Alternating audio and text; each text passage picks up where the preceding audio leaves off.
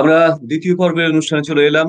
তৃতীয় বিতর্ক নিয়ে আজকের শেষ বিতর্ক এবং অত্যন্ত আকর্ষণীয় আজকের এই মুহূর্তের বিতর্কের বিষয় কেবলমাত্র বহুশ্রুত কবিতায় কি আবৃত্তিকারের পছন্দ? এই বিতর্কের পক্ষে যারা বলবেন তারা এই শহর শিলিগুড়ি শহরের আকাশবাণী শিলিগুড়ির সঙ্গে যুক্ত ছিলেন। সদ্য অবসর নিয়েছেন মুক্তিদি মুক্তিচন্দ্র এবং এখনো যিনি সম্মানের সঙ্গে প্রতিদিন ঘোষণা করে যান আকাশবাণী শিলিগুড়ি, তিনি অতনু চৌধুরী। দুজনকেই স্বাগত জানাচ্ছি পক্ষে বলবার জন্য। আমার মানুষ অতনুদার মুখের সামনে লাইটটা একটু বাড়ালে ভালো হয়। তুমি একদম অন্ধকারে আছো অতনুদা, সামনে যদি একটু লাইটটা বাড়ানো যায় ভালো লাগবে দেখতে। আচ্ছা আচ্ছা দেখা যাবে তোমাকে একটু দৃশ্যমান করে তুলতে হবে।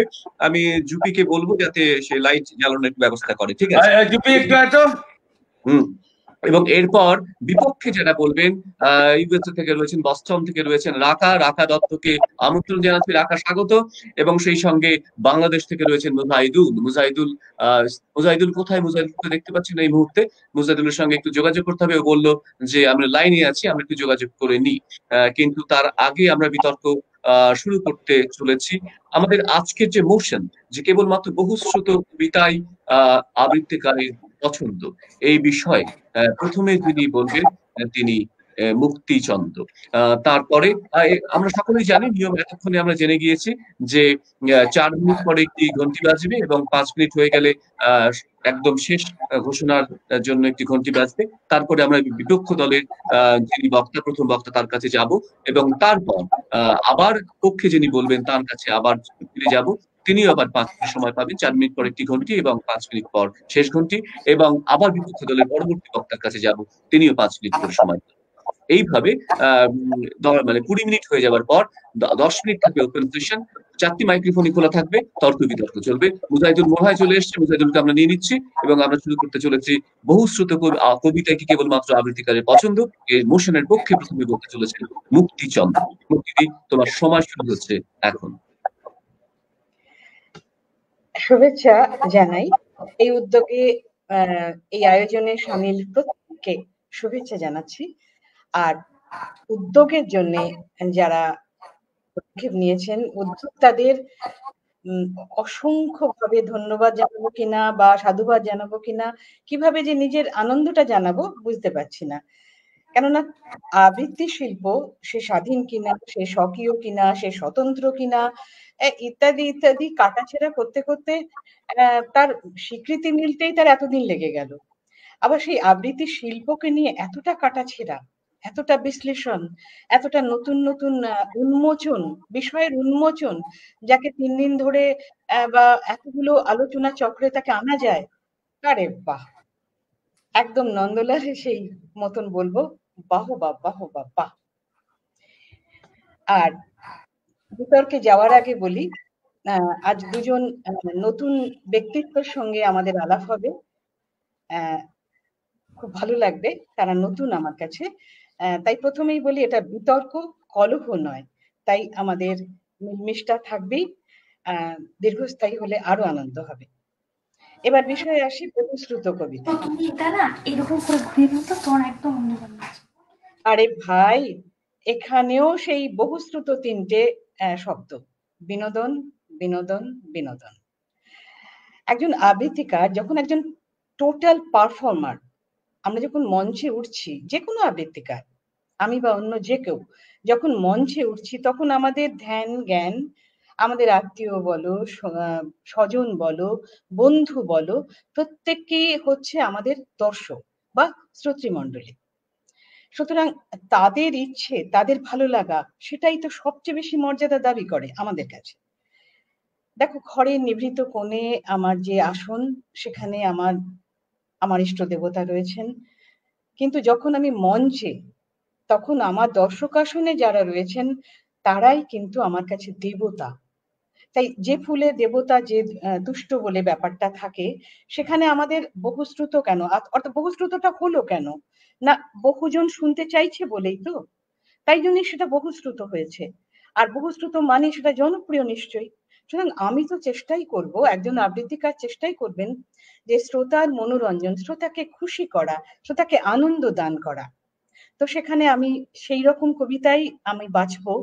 আবৃত্তিকারের পছন্দ যেটা, সেটা সেই জন্যই পছন্দ যে শ্রোতা শুনতে চাইছেন। আমি বলতে পারি এই ব্যাপারে মঞ্চে প্রদীপ ঘোষ উঠেছেন, সমস্ত কবিতা বললেন, কিন্তু নাম্বার আগে একবারও কি দেবতাগ্রাস শুনতে চাইবো না? কাজী সব্যসাচী মঞ্চে উঠেছেন, সব হয়ে গেল, আমার কৈফিয়ত বা সাম্যের গান, বিদ্রোহী শুনতে চাইবো না? পার্থ ঘোষ, গৌরী ঘোষ উঠেছেন, বয়সের ভারে ভারী অসুস্থ, দুর্বল শরীর, তবুও বলবো যাওয়ার আগে একটু কর্ণকুন্তী সংবাদটা করে দিয়ে যান। রতুতি উঠলেন, আমি তাকে সেই মেয়েটি করবার কথা বলবো না?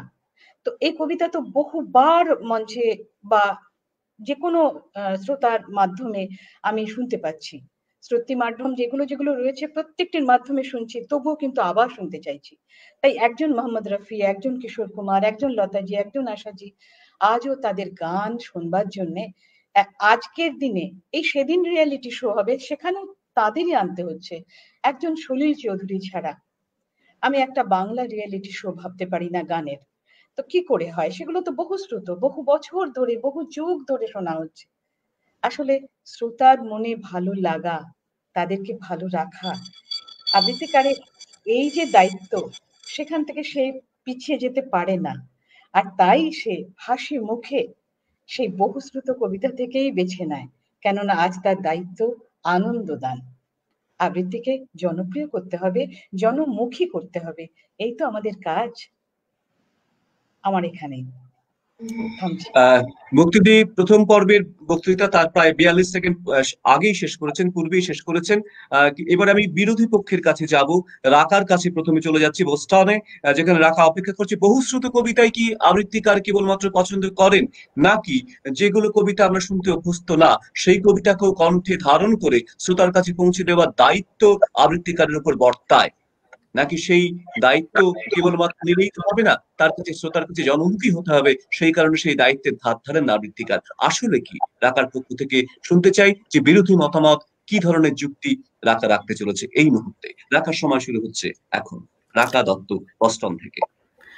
প্রথমেই সুবিরদাকে জানাই কৃতজ্ঞতা আবৃত্তির এই কার্নিভেলে আমায় সামিল করার জন্য। হ্যাঁ, কার্নিভেলই বটে। আর আজ নেতাজির জন্মদিন, তাকে আমার সশ্রদ্ধ প্রণাম। সকল অংশগ্রহণকারীদের জন্য রইল শুভেচ্ছা, আর দর্শক শ্রোতা বন্ধুদের এক আকাশ ধন্যবাদ সঙ্গে থাকার জন্য। তো এবার আসি বিতর্কের বিষয়ে। বহুশ্রুত কবিতাই কেবল আবৃত্তিকারের পছন্দ।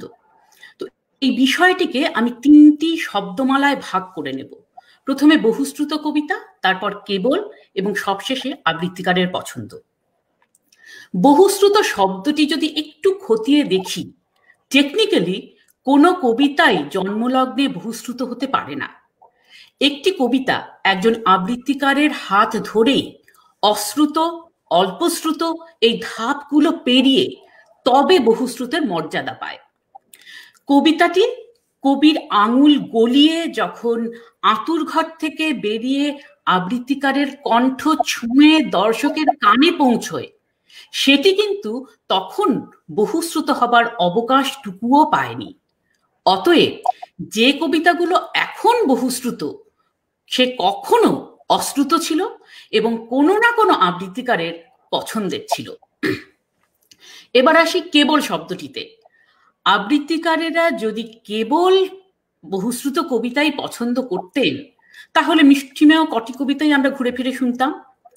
এই আবৃত্তি উৎসবে গতকাল আর আজ এ পর্যন্ত আমরা কি কোনো কবিতার পুনরাবৃত্তি শুনলাম, বা শুধু বহুশ্রুত কবিতায় কি শুনলাম? তাহলে তো ডিবেটের এই মোশনটি এখানেও ধোপে টিকল না। সব শেষে এবং সবচাইতে গুরুত্বপূর্ণ, আবৃত্তিকারের পছন্দে।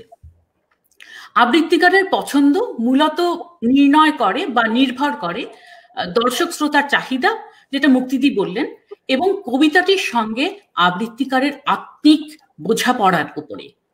অঙ্কের ভাষায় বলতে গেলে it's a function of personal preference and public demand. এবার পার্সোনাল প্রেফারেন্স একজন আবৃত্তি অনুরাগী হিসেবে বলতে পারি, যারা আবৃত্তি চর্চা করেন তাদের সবারই কিন্তু নতুন কবিতা খোঁজার বা সংগ্রহ করার একটা সচেতন প্রয়াস থাকে সব সময়। সেই খুঁজে পাওয়াটার মুহূর্তটি একজন আবৃত্তিকারের কাছে ইউরেকা মোমেন্ট হয়ে দাঁড়ায়, এবং ওই নতুন কবিতা খুঁজে পাওয়াটা যতটা রোমাঞ্চকর, খোঁজার প্রসেসটাও ততটাই এক্সাইটিং একজন আবৃত্তিকারের জন্য।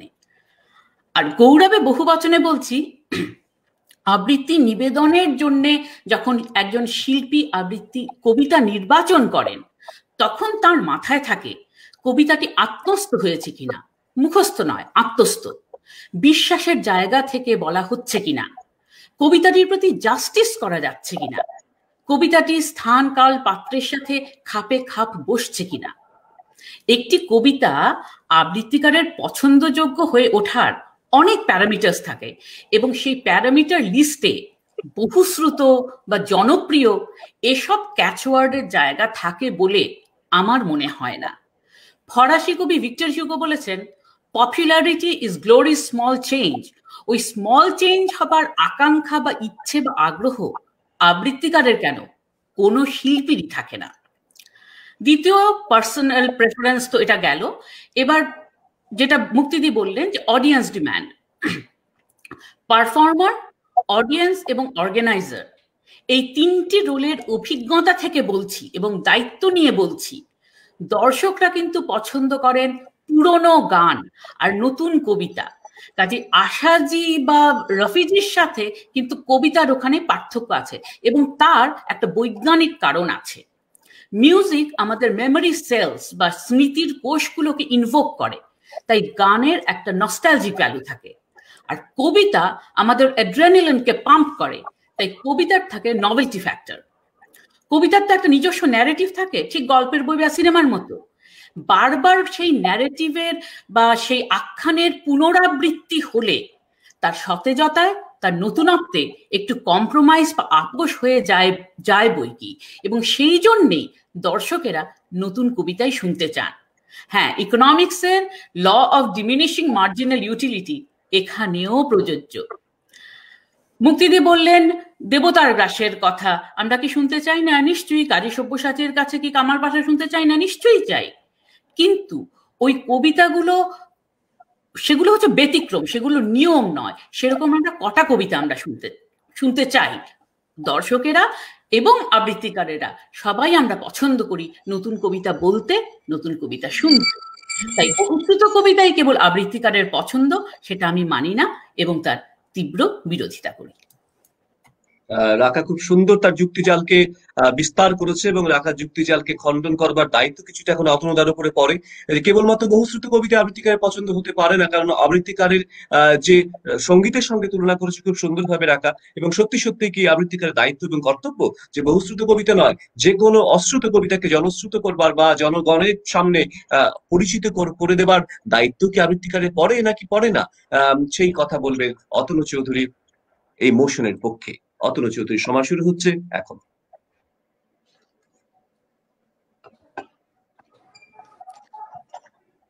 নমস্কার। সবচেয়ে বড় ব্যাপারটা আজকে যেটা মনে হলো, রাকা আলটিমেট কিন্তু পক্ষেই বলে ফেললো। ও শুরু করেছে কোথা থেকে? কবি একজন, আমরা জানি যে বাঙালি 3 জনের মধ্যে একজন কবি। সেই কবিতাটি যখন লেখা হয় তার তখন ছাপা অক্ষরে দেখার খুব ইচ্ছে হয়।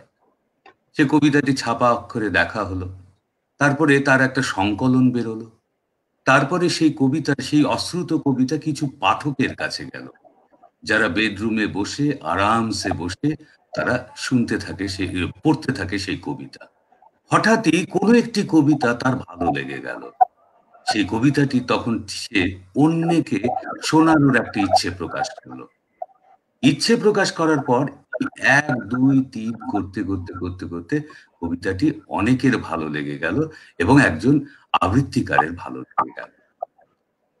এবারে প্রশ্নটা হচ্ছে, আজকের যে বিষয় বহুশ্রুত, খুব ভালো শব্দ যে বহুশ্রুত, একটি জন্মলগ্ন থেকেই বহুশ্রুত হয় না ঠিক, কিন্তু বহুশ্রুত হয়ে যাওয়ার পর আবৃত্তিকার কিন্তু ওই কবিতাটিকে খুব পছন্দ করে।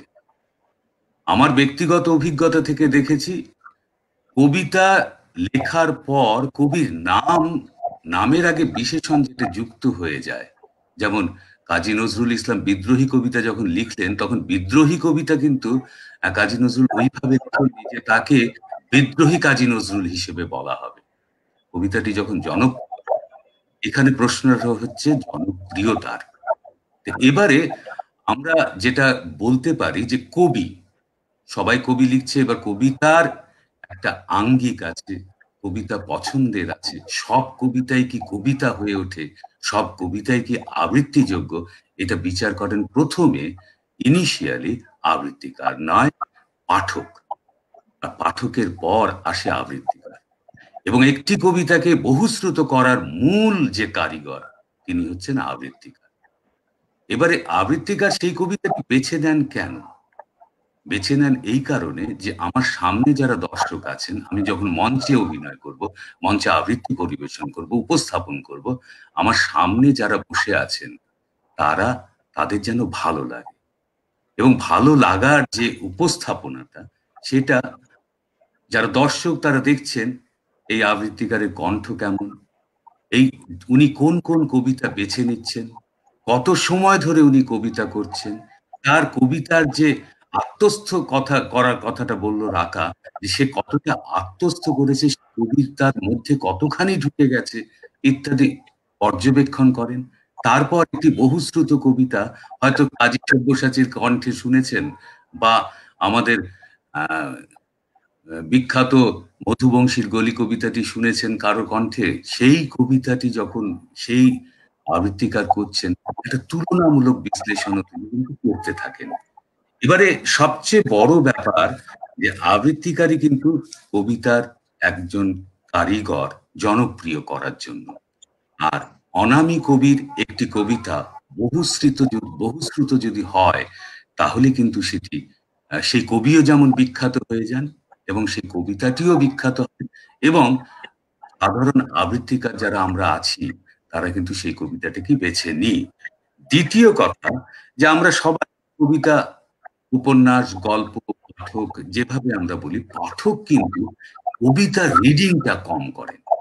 এটা বিশ্লেষণ করলে দেখা যায় উপন্যাস যতখানি পড়ছেন, গল্প যতখানি পড়ছেন, অনুগল্প যতখানি পড়ছেন, কিন্তু কবিতা পাঠে কিন্তু একটু অনভ্যস্ত। কারণ কবিতার পড়তে গেলে একটা চর্চা দরকার, আর চর্চা শুধু নয়, চর্যা দরকার। প্রতিদিন চর্চা করতে করতে করতে করতে করতে চর্যায় পরিণত হয়, তখন কিন্তু আমাদের একটা অনুষঙ্গ তৈরি হয়। এই অনুষঙ্গে আমরা স্বাভাবিকভাবে সেই কবিতাটিকে বুঝতে পারি, আত্মস্থ করতে পারি। আরেকটি ব্যাপার হচ্ছে, আবৃত্তিকার শুধুমাত্র অডিও মাধ্যমে কিন্তু পরিবেশন করেন, আর সব কবিতা পড়ার যোগ্য, কিন্তু সব আবৃত্তিযোগ্য নয়। কেন আবৃত্তিযোগ্য নয়? আমাদের কাছে পাঠক নিচ্ছেন, দর্শক নাও নিতে পারেন। ব্যাপারটা এইখানটা কিন্তু খুব গুরুত্বপূর্ণ। আর দ্বিতীয় কথা, আবৃত্তিকারদের প্রথমে বহুশ্রুত কবিতাই পছন্দ। এই কারণে কেবলমাত্র বহুশ্রুত কবিতা পছন্দ, কেন কবিতাটা তার শোনা। বহুশ্রুত মানে শোনা, এই শোনা থেকে পড়া নয়, কিন্তু শোনা। শুনতে শুনতে শুনতে কান অভ্যস্ত হয়ে যায়। আমরা যেমন কুমার শানুর একটি গান শুনেছিলাম, গুরুকে মানে কিশোর কুমারকে শ্রদ্ধা জ্ঞাপন করছেন, গানটি শোনার পর কিন্তু প্রথমে ভালো লাগেনি, শুনতে শুনতে শুনতে শুনতে শুনতে কিন্তু সেই গানটি আমাদের খুব প্রিয় হয়ে উঠেছিল। ঠিক সেই রকম ভাবে কোনো আবৃত্তিকার যদি পছন্দ করেন, সেই কবিতাটিকে বহুশ্রুত হলে উনি কিন্তু সেই কবিতাটি পছন্দ করবেন। আর মুক্তিদি সেই কথা বলেছেন, এই কবিতা দেবতার গ্রাস কি সুন্দর। আমি যেমন বলি, একটি ছোট্ট কথা, তারপরে প্রাথমিক সময় শেষ হয়েছে, আমরা ওপেন ফোরামের জন্য যাব। তার আগে শিলিগুড়ি থেকে আরেকবার বাংলাদেশে চলে যাই। মুজাহিদুল ইসলাম অপেক্ষা করছে। সত্যি সত্যি কি প্রথমে আবৃত্তিকার একজন পাঠক এবং তারপরে সে বহুশ্রুত কবিতা যেগুলো সে শুনতে শুনতে অভ্যস্ত হয়েছে সেগুলোই বলেন, নাকি পাঠ করতে করতে তার পাঠাভ্যাসের মধ্যে দিয়ে যে কবিতাগুলো ভালো লাগে সেগুলো কি সে চয়ন করে বা পছন্দ করে আবৃত্তি করবার জন্য? অতনুদা যেভাবে যুক্তির জাল করলেন যে যেগুলো শোনা কবিতা সেগুলোই তিনি বলেন, নাকি পড়তে পড়তে আমার আবৃত্তিকার কি প্রচুর কবিতা পড়তে হয়, অনেক কবিতা পড়ার মধ্যে 30টা কবিতা পড়ে হয়তো সে একটি কবিতাকে বাঁচলো? কোনটা সত্যি? মুজাহিদুল তার যুক্তির চাল বলবে। এখন মুজাহিদুলের সময় শুরু হচ্ছে। ধন্যবাদ জানাই অনেক ধন্যবাদ জানাই সুবীরদাকে। আমি আমার সাথে যে প্যানেলে যে তিনজন শ্রদ্ধেয় শিল্পীরা রয়েছেন তাদের সবাইকে শ্রদ্ধা সুবিদ্যা সহ। আমি বহুশ্রুত জনপ্রিয় কবিতাই কেবল আবৃত্তিকারের পছন্দ এর পক্ষে আমি আসলে শুরুতে মুক্তিদির কথাগুলো শুনতে পাইনি, কারণ আমি একটু নেটওয়ার্কের সমস্যা ছিল। আমি রাকাদি এবং অতনুদার কথা শুনেছি। অতনুদা যে যুক্তিগুলো দিলেন আমি সবগুলোর যুক্তিরই মেনে নিচ্ছি, কিন্তু যদি আজকের এই বিতর্কের বিষয়টি হতো বহু পঠিত জনপ্রিয় কবিতাই কেবল আবৃত্তিকারের পছন্দ, তাহলে ওনার সমস্ত যুক্তিগুলো আমি মেনে নিতে পারি। কিন্তু এখানে কিন্তু বিষয়টি বহু পঠিত জনপ্রিয় কবিতাই কেবল আবৃত্তিকারের পছন্দ, বিষয় কিন্তু তা নয়। বিষয় হচ্ছে বহুশ্রুত কবিতা। এবার আসি যে বেশ কয়েকটি উদাহরণ আসলো এখানে। অতনুদার কথা ধরেই আমি বলি, তিনি বললেন যে একটি কবিতা যখন তৈরি হয় কবির কলমে, সেই কবিতাটি তৈরি হবার পর প্রথম কবি যখন ছাপার অক্ষরে আসে তখন পাঠক পড়েন। আমি আবারও বলছি, পাঠক পড়েন। একটি কবিতা বহু পঠিত হতে পারে এবং সমস্ত বহু পঠিত কবিতাই কি শোনার জন্য বা বহুশ্রুত কবিতা? নিশ্চয়ই না। অনেক কবিতাই রয়েছে যে কবিতাগুলো হয়তো অনেক পাঠক জানেন, পড়েছেন, কিন্তু সেগুলো মঞ্চে খুব বেশি আবৃত্তি করা হয় না। আবৃত্তিকার কোন কবিতাটা, আবৃত্তিকার কবিতা নির্বাচন করে কি আসি। আবৃত্তিকার কবিতা নির্বাচনের ক্ষেত্রে তিনি যখন কবিতা পড়েন, তিনি কিন্তু কবিতা পড়ে তারপরে আবৃত্তি করেন, তিনি শুনে আবৃত্তি করেন না। আমি যখন আবৃত্তি আমি তখন মূলত ধরুন শুভ দাশগুপ্তের কবিতা, সুবোধ সরকারের কবিতা, অসংখ্য কবিতা রয়েছে তাদের। আমি প্রথম একটি কবিতা ধরুন ব্রতদিদির কণ্ঠে শুনেছিলাম ময়ূরপঙ্খী কবিতাটি। এই ময়ূরপঙ্খী কবিতাটি বহু শ্রুত কবিতা ছিল না যখন প্রথম ব্রতদিদি পড়েন, বহুশ্রুত কবিতা ছিল না। আমি আবারও বলছি, এই কবিতাটি তিনি পড়বার পরেই আরো অনেকেই পড়ার আগ্রহ প্রকাশ করেছেন। আমি আরেকটা উদাহরণ দিই, দেবব্রত সিংহের তেজ কবিতাটি আপনারা সবাই জানেন। এই তেজ কবিতাটি যে কোনো একজন আবৃত্তি শিল্পী পাঠ করবার পরে আমাদের এখানে যেটি হয়েছে, অনেকেই সেটি পাঠ করার চেষ্টা করছেন। কিন্তু আমাকে বুঝতে হবে, এই যে দেবব্রত সিংহের যে তেজ কবিতাটি, এই তেজ কবিতাটি সর্বপ্রথম মেধা বন্দ্যোপাধ্যায় সর্বপ্রথম তিনি পড়েননি, কিন্তু তিনি যখন পড়েছেন তখনই সেটি জনপ্রিয়তা অর্জন করার পরেই কিন্তু সেটি সবার শ্রুত হয়েছে, বহুশ্রুত হয়েছে। তার মানে আবৃত্তি শিল্পী প্রথমে সেই কবিতাটি নির্বাচন করেছেন আবৃত্তি করবার জন্য, নির্বাচন করেই তিনি সেটি আমাদের দর্শকের কাছে, শ্রোতার কাছে পৌঁছেছেন। এরপরে শ্রোতা সেটি শুনে সেটিকে জনপ্রিয় হয়েছে। তো আমার মনে হয় যে বহুশ্রুত জনপ্রিয় কবিতাই কেবল আবৃত্তিকারের পছন্দ নয়। এর ক্ষেত্রে যে প্রধানতম বিষয়টি আমার ক্ষেত্রে আমি করি, সেটি হচ্ছে যে কবিতাটি প্রথমে আমাকে রিলেট করছে এবং আমি যে কবিতাটির সাথে প্রথমে রিলেট করতে পারছি, এবং পরবর্তীতে সেই কবিতাটি যখন আমি দর্শকের কাছে পৌঁছে দিতে পারবো, এই তিনটি বিষয় যখন আমি একসাথে করতে পারবো, যোগসূত্র করতে পারবো, তখনই আমি সেই কবিতাটি নির্বাচন করব মঞ্চে আবৃত্তি করবার জন্য। প্রথমত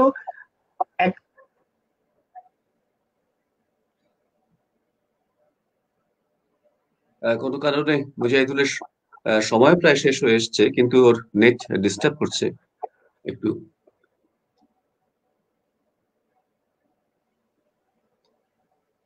মুজাহিদুলের কথা আমরা শুনতে পাচ্ছি না, মুজাহিদুলের কথা শুনতে পাচ্ছি না এবং নেট ডিস্টার্ব আগেও করেছিল। শুনতে পাচ্ছি মুজাহিদুল, বলো। হ্যাঁ, তোমার সময় অনেকটা চলে গেল, 30 সেকেন্ড, শুরু করো, বলো।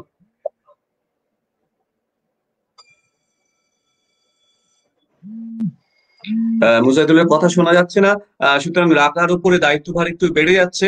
আমরা এখন ওপেন সেশনে যাব, অর্থাৎ 10 মিনিট সময় যেটি রয়েছে পক্ষ এবং বিপক্ষ দুই দলের মধ্যেই প্রত্যেকটি মাইক্রোফোনই খোলা থাকবে এবং বহুশ্রুত কবিতাই কেবল আবৃত্তিকারের পছন্দ, এই বিষয়ের পক্ষে যারা বলছেন মুক্তিদি এবং অতনুদা দুজনে তার পক্ষে জাল বিস্তার করবেন, এবং বিপক্ষের যারা বলছেন রাকা এবং মুজাহিদুল বাংলাদেশ থেকে এবং রাকা বস্টন থেকে, তারা তাদের যুক্তি জালকে বিস্তার করবে। তোমাদের জন্য 10 মিনিট সময় বরাদ্দ, যে যার মতো খুশি বলতে পারে। 4টি মাইক্রোফোন খোলা রয়েছে।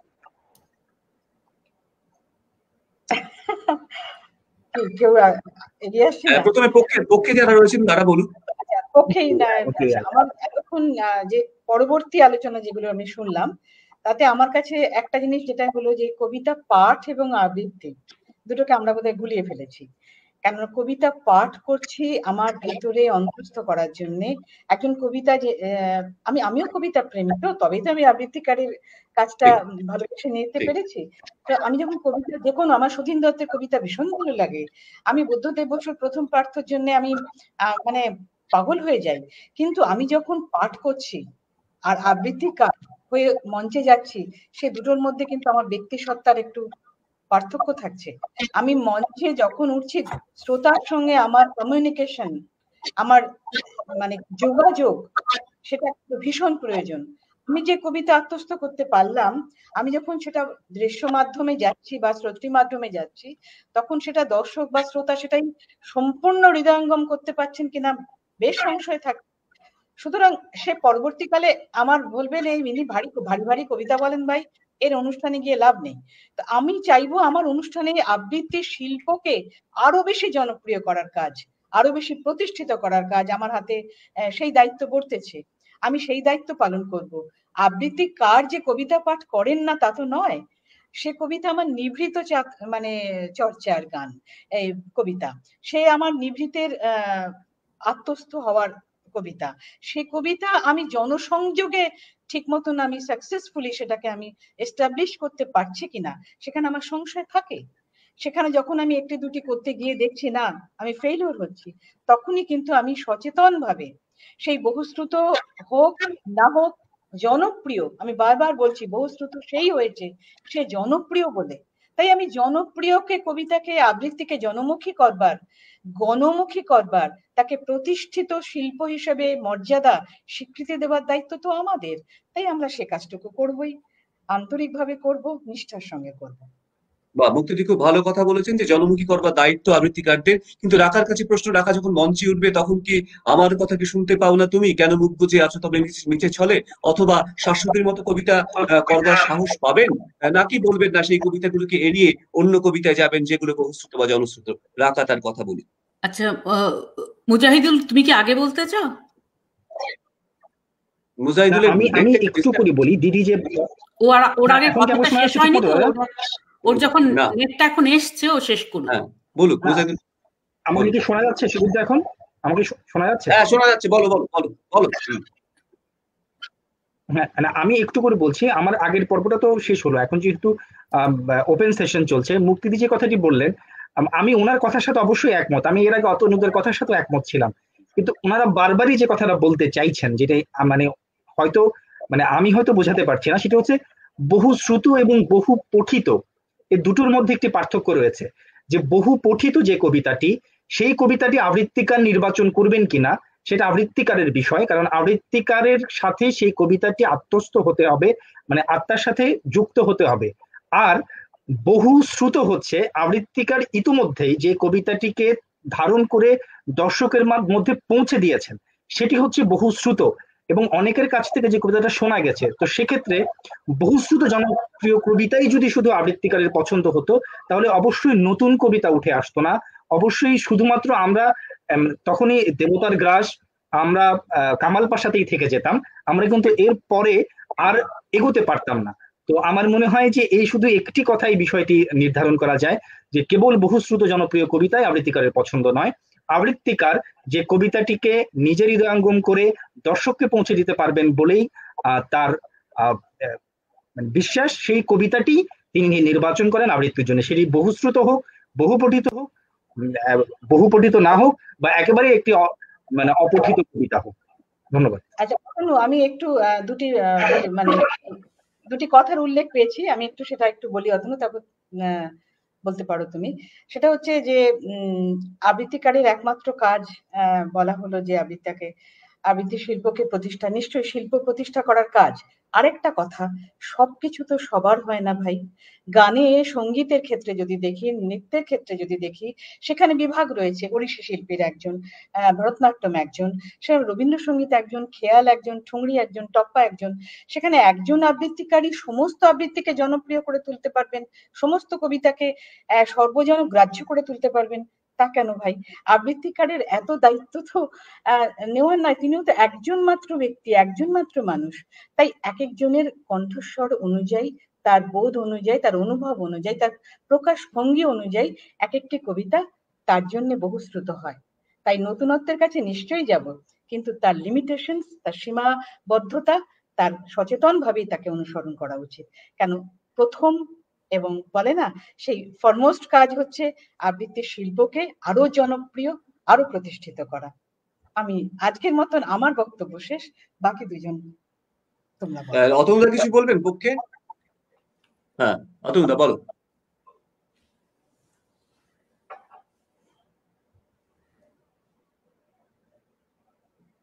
অতনুদা কথা শোনা যাচ্ছে না। অতনুদা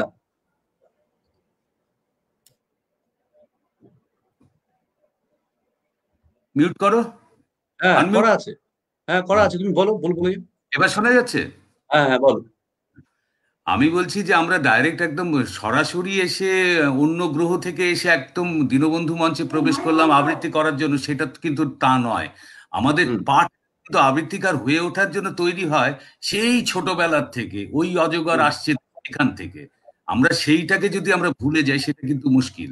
আরেকটি ব্যাপার হচ্ছে আবৃত্তি একটা শিল্প, শুধু পয়সা রোজগারের জন্য নয়। আবৃত্তি অনেক লোক করেন যারা প্রতিষ্ঠিত নয়।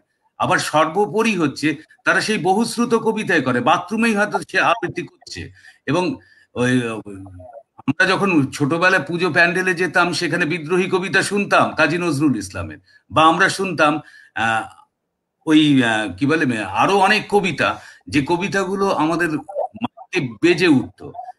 ব্যাপারটা হচ্ছে আবৃত্তিকারের এই আবৃত্তি চর্চার মাধ্যমে সবচেয়ে সর্বোপরি পাওনা হচ্ছে সাহিত্য চর্চা। এই সাহিত্য চর্চাটাকে আমরা এগিয়ে নিয়ে যেতে পারি কিন্তু আবৃত্তিকার, এটা একটা মানে পন্থা বলা যেতে পারে। রাকা, তুমি কি বলবে? আমি বলছি যে যেটা মুজাহিদুল বলল আমি সম্পূর্ণভাবে সমর্থন করি, যে দুটো আলাদা আলাদা ট্র্যাক, একটা হচ্ছে কবিতা তার পাঠক, আর অন্য ট্র্যাকটা হচ্ছে আবৃত্তি এবং সেটা হচ্ছে তার দর্শক শ্রোতা। কাজে দুটোকে আমরা যদি গুলিয়ে ফেলি হবে না, দুটোকে গুলিয়ে ফেলে হবে না। 2 নম্বর কথা হচ্ছে যে আমি কেবল কথাটিতে আবারও জোর দিয়ে বলবো যে আবৃত্তিকারেরা কেবলই যদি বহুশ্রুত কবিতায় আবৃত্তি করতেন তাহলে নতুন কবিতা উঠে আসতো না।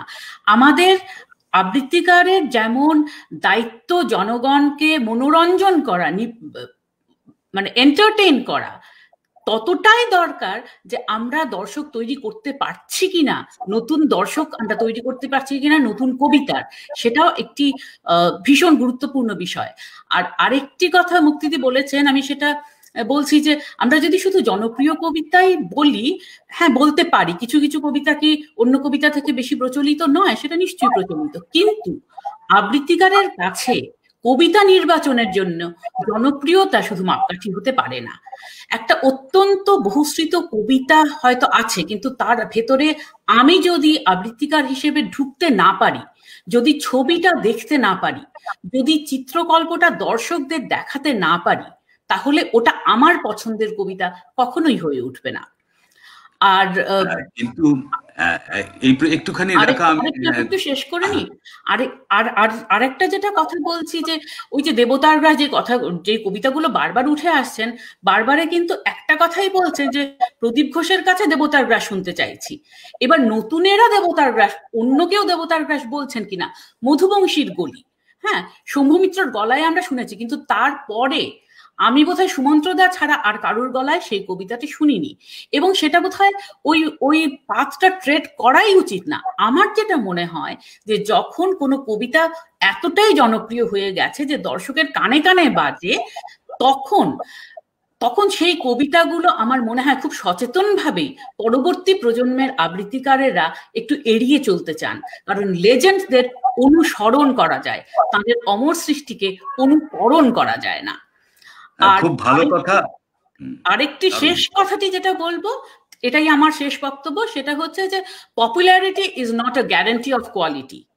হ্যাঁ, যেটা মুক্তিদি বললেন যে অনেক কবিতা যেটা আমরা পড়ছি ভালো লাগছে সেটাই আমরা বলছি, অনেক কবিতা হোয়াটসঅ্যাপে হাম্বা হাম্বা রাম্বা রাম্বা তো কতই শুনছি, কিন্তু ওগুলো তো গুড মর্নিং মেসেজে একদম সাথে বন্যা বয়ে যাচ্ছে আমাদের হোয়াটসঅ্যাপে, কিন্তু এত তো জনপ্রিয় কোনো আবৃত্তিকারকে কি সেই কবিতাগুলো বলতে শুনি কখনো? কখনোই না। আমাদের 10 মিনিট সময় শেষ হয়ে গিয়েছে, সুতরাং বিতর্কের জন্য আমাদের র্যাপ আপ করতে হবে।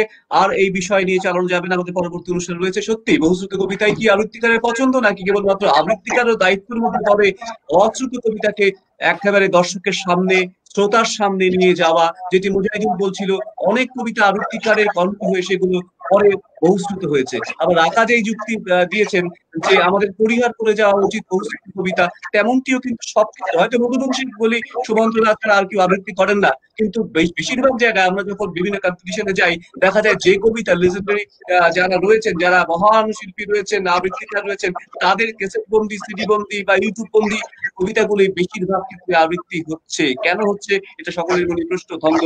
কেন কেউ নতুন কবিতা খুঁজে পাচ্ছেন না, এটাও দ্বন্দ্ব। দ্বন্দ্ব চলতে থাকুক, দ্বন্দ্ব চলতে থাকুক, তর্ক বিতর্ক চলতে থাকুক। সকলকে অনেক অনেক শুভেচ্ছা, ধন্যবাদ, কৃতজ্ঞতা জানিয়ে আজকের মতো এই অনুষ্ঠান বহুশ্রুত কবিতাই কি কেবল আবৃত্তিকারের পছন্দ, পক্ষে বিপক্ষে সকলকে আমার অশেষ কৃতজ্ঞতা, ভালোবাসা, শুভেচ্ছা, অভিনন্দন জানিয়ে, প্রণাম জানিয়ে শেষ করছি। আমরা চলে যাব পরবর্তী অনুষ্ঠান আবৃত্তির আসরে। ধন্যবাদ, সকলে ভালো থাকুন। এবারে আমরা আবৃত্তির জন্য চলে যাই আমাদের পরবর্তী বিষয়। প্রথমে যিনি রয়েছেন সুচিত্রা চট্টোপাধ্যায়। সুচিত্রা চট্টোপাধ্যায়কে আহ্বান জানাচ্ছি আবৃত্তি পরিবেশনের জন্য।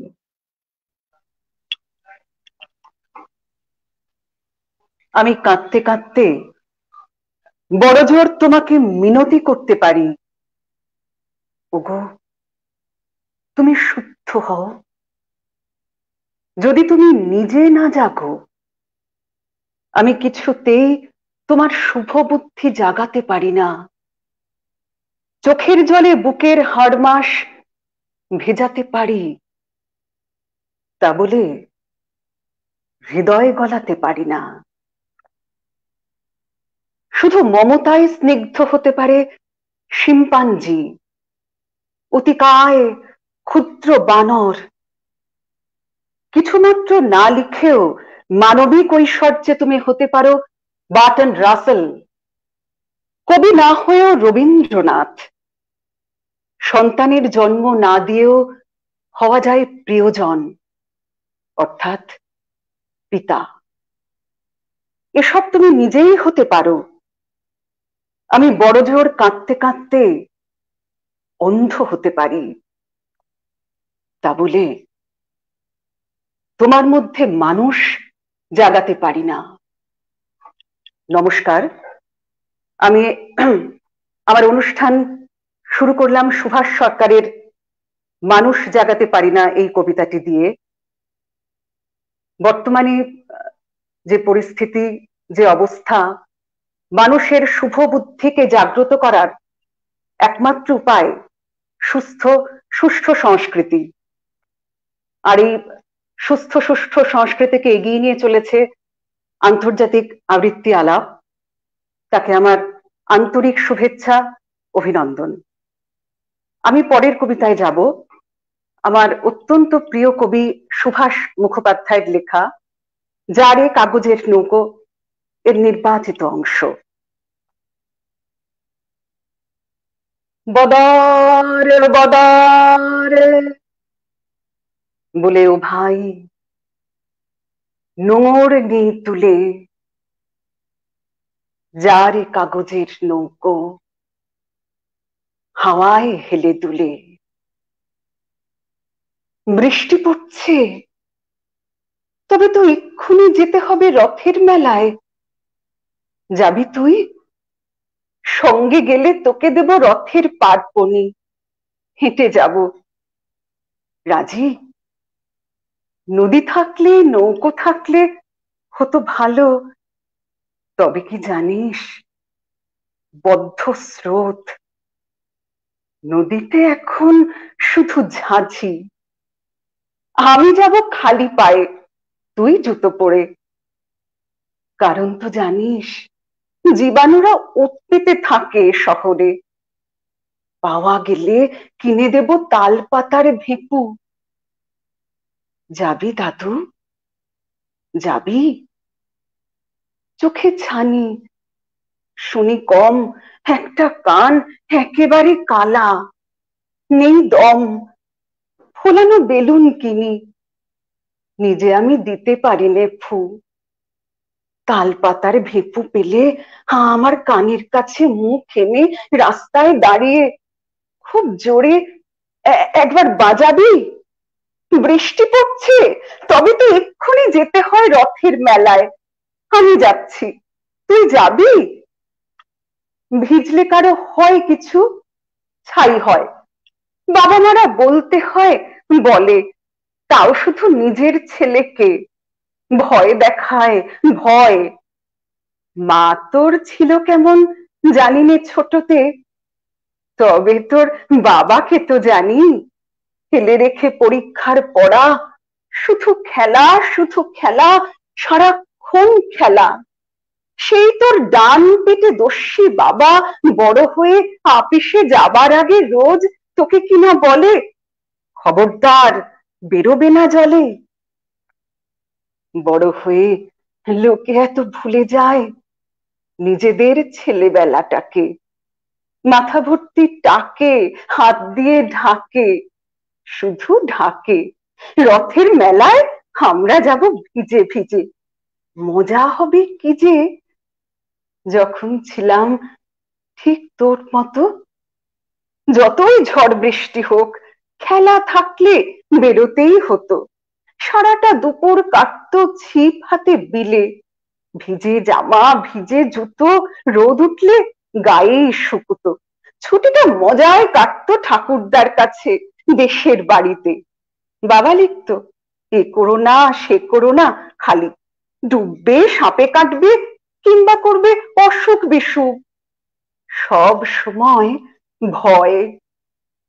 অন্ধকারে তুমি যদি দেখবে জোনাকি, হাতে কেউ লণ্ঠন নেয় নাকি?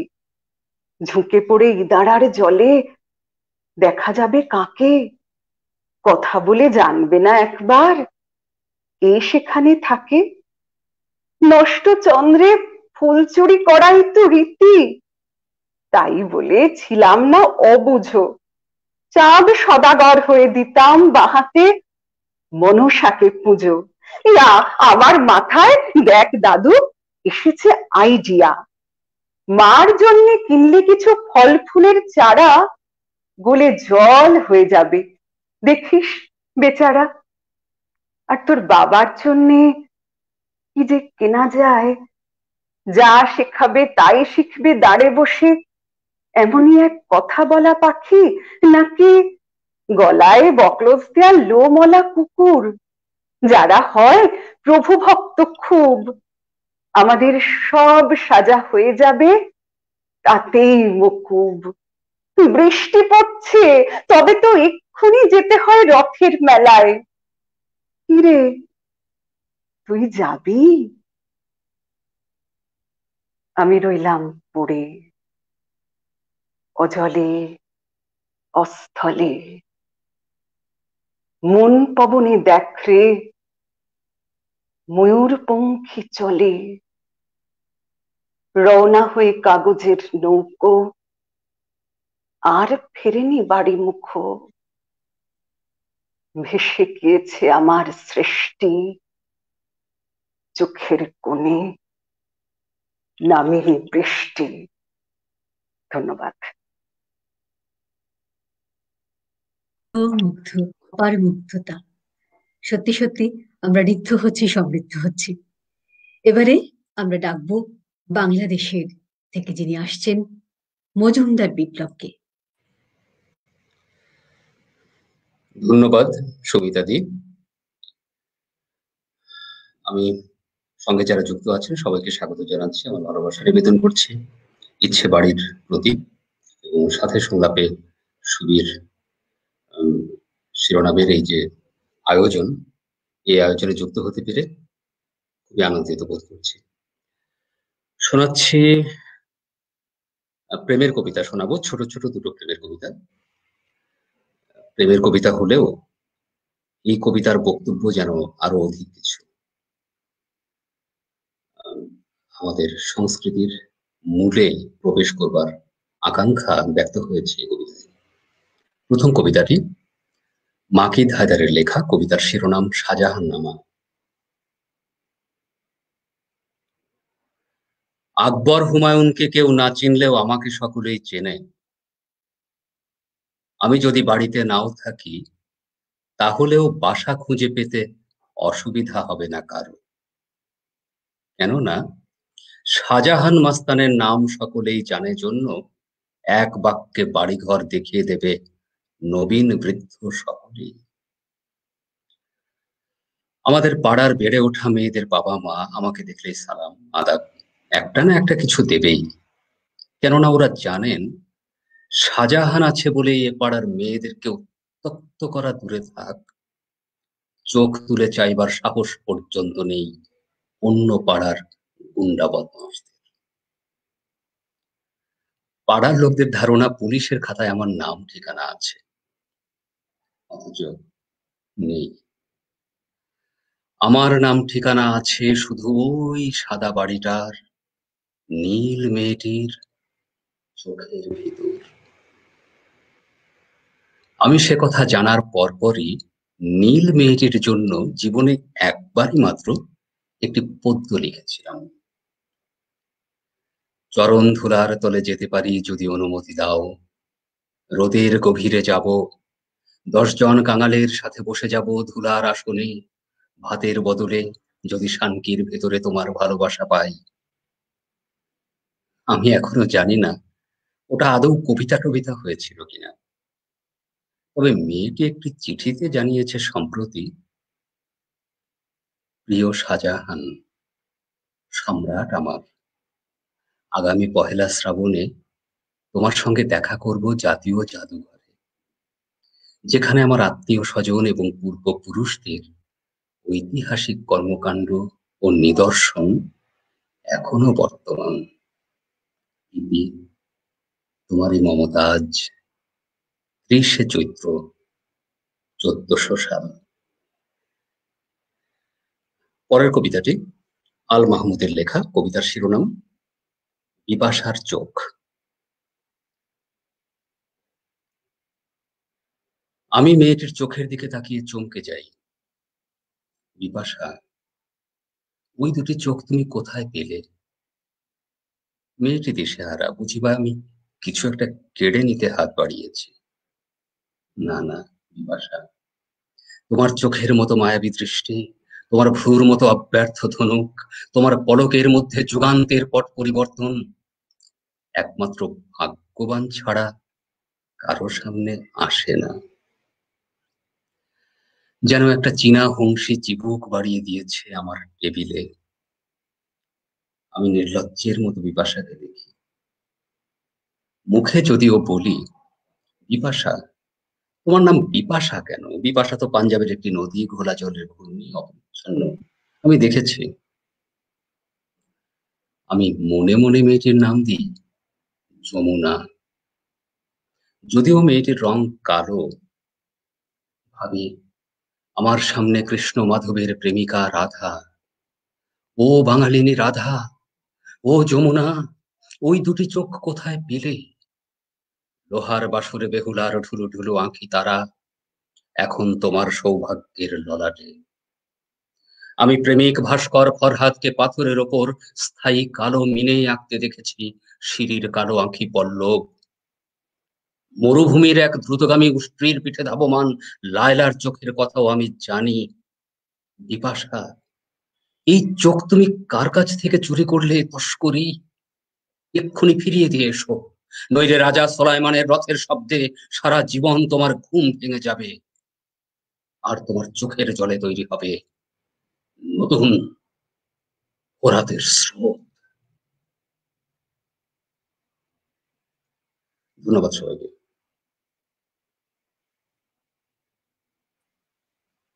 অনেক অনেক ধন্যবাদ এবং শুভেচ্ছা আপনাকে। এবারে আমরা একটু শুনবো শ্রীতমা মুখোপাধ্যায়কে। নমস্কার। অনেকক্ষণ ধরে আমরা সবাই ভীষণ একটা মনোগ্রাহী অনুষ্ঠান শুনছি, কাল থেকেই শুনছি, আজকে খানিকক্ষণ আগে বিতর্ক বেশ জমে উঠেছে। সব মিলিয়ে অনুষ্ঠান জমজমাট। সুবীরদাকে আন্তরিক ধন্যবাদ এবং কৃতজ্ঞতা এত সুন্দর একটি অনুষ্ঠান আয়োজন এবং সেই অনুষ্ঠানে সুযোগ দেবার জন্য। শুরু করি।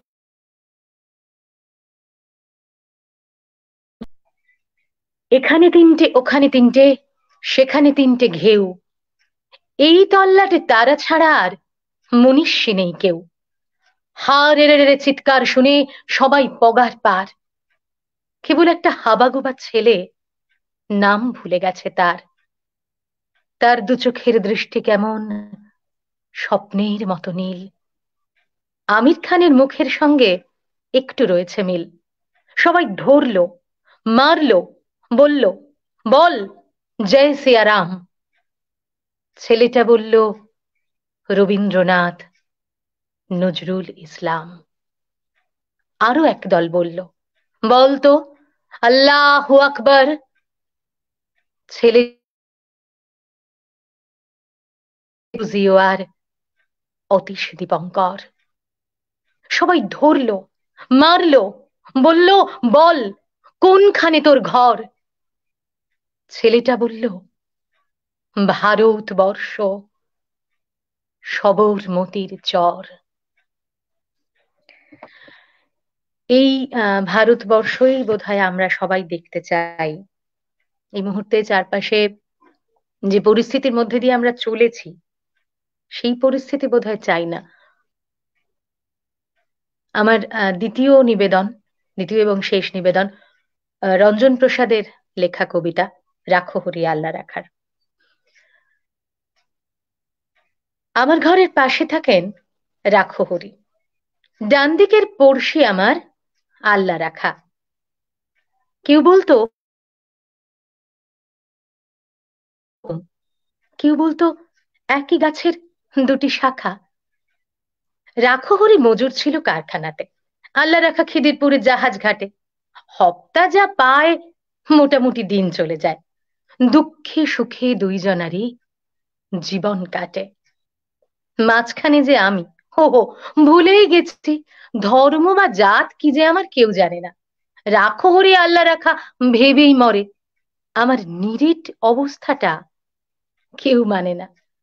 রাখো হরি শুধোয় সাসা খোদায় ডরাও। আমি বলি খোদা তো নয়, খিদে ডরাই। এর চেয়ে বড় শত্রু তো আর নেই এদেশে, এর বিরুদ্ধে আমার জেহাদ জানের লড়াই। আমি বলি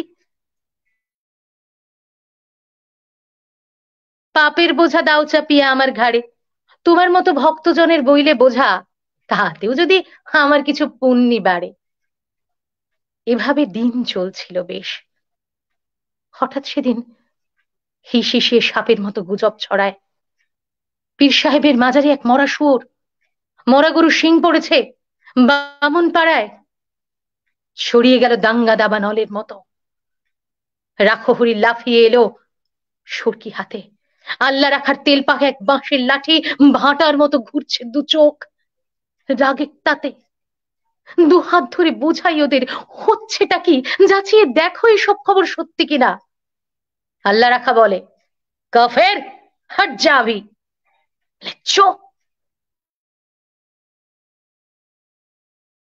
আর ছবি না। রক্ত গঙ্গা বইল আমার চোখের আগে। ততক্ষণে ওরাও দুজন ভূতল সাই, পরস্পরের সরকি এবং লাঠির ঘায়ে। কার যে কত রক্তে সেদিন ভিজল জমি হিসেব তো নেই, দুটোই যে লাল। আর যা জানি রাখো হরি কাতরে ছিল জলের তরে, আল্লাহ রাখা চাইছিল এক আঁচলা পানি। বহু বছর লাগলো আমার ঘা শুকোতে, দেহেরটা নয় মনের ঘাটাই আসল দাগা। ঘরে যে যাই সেই ইচ্ছেটাও আর ছিল না। ফিরবো কোথায়, ঘর তো আমার। তবু সেদিন চাইলো কি মন গেলাম ফিরে। আকাশটা নীল, অলস দুপুর, ওই সে পাড়া, উঠছে ফড়িং, কোথাও গ্লানির চিহ্ন তো নেই, ইতস্তত পুরো বাড়ির দেওয়াল ছাড়া। আমবাগানটা তেমনি আছে, শীতল ছায়া, গাছের নিচে কুড়িয়ে রাখা ফলের ঝুড়ি, টলটলে জল, তালপুকুরের পাড় ডিঙিয়ে কাদের দুটো দস্যি ছেলে ওড়ায় ঘুড়ি। হঠাৎ যেন বাজের মতো চমকে দিয়ে এক নিমেষে উধাও হলো মনের ধোঁকা। সুতো টানছে আল্লাহ রাখার ছেলে করিম, লাটাই গুটোয় কানাই।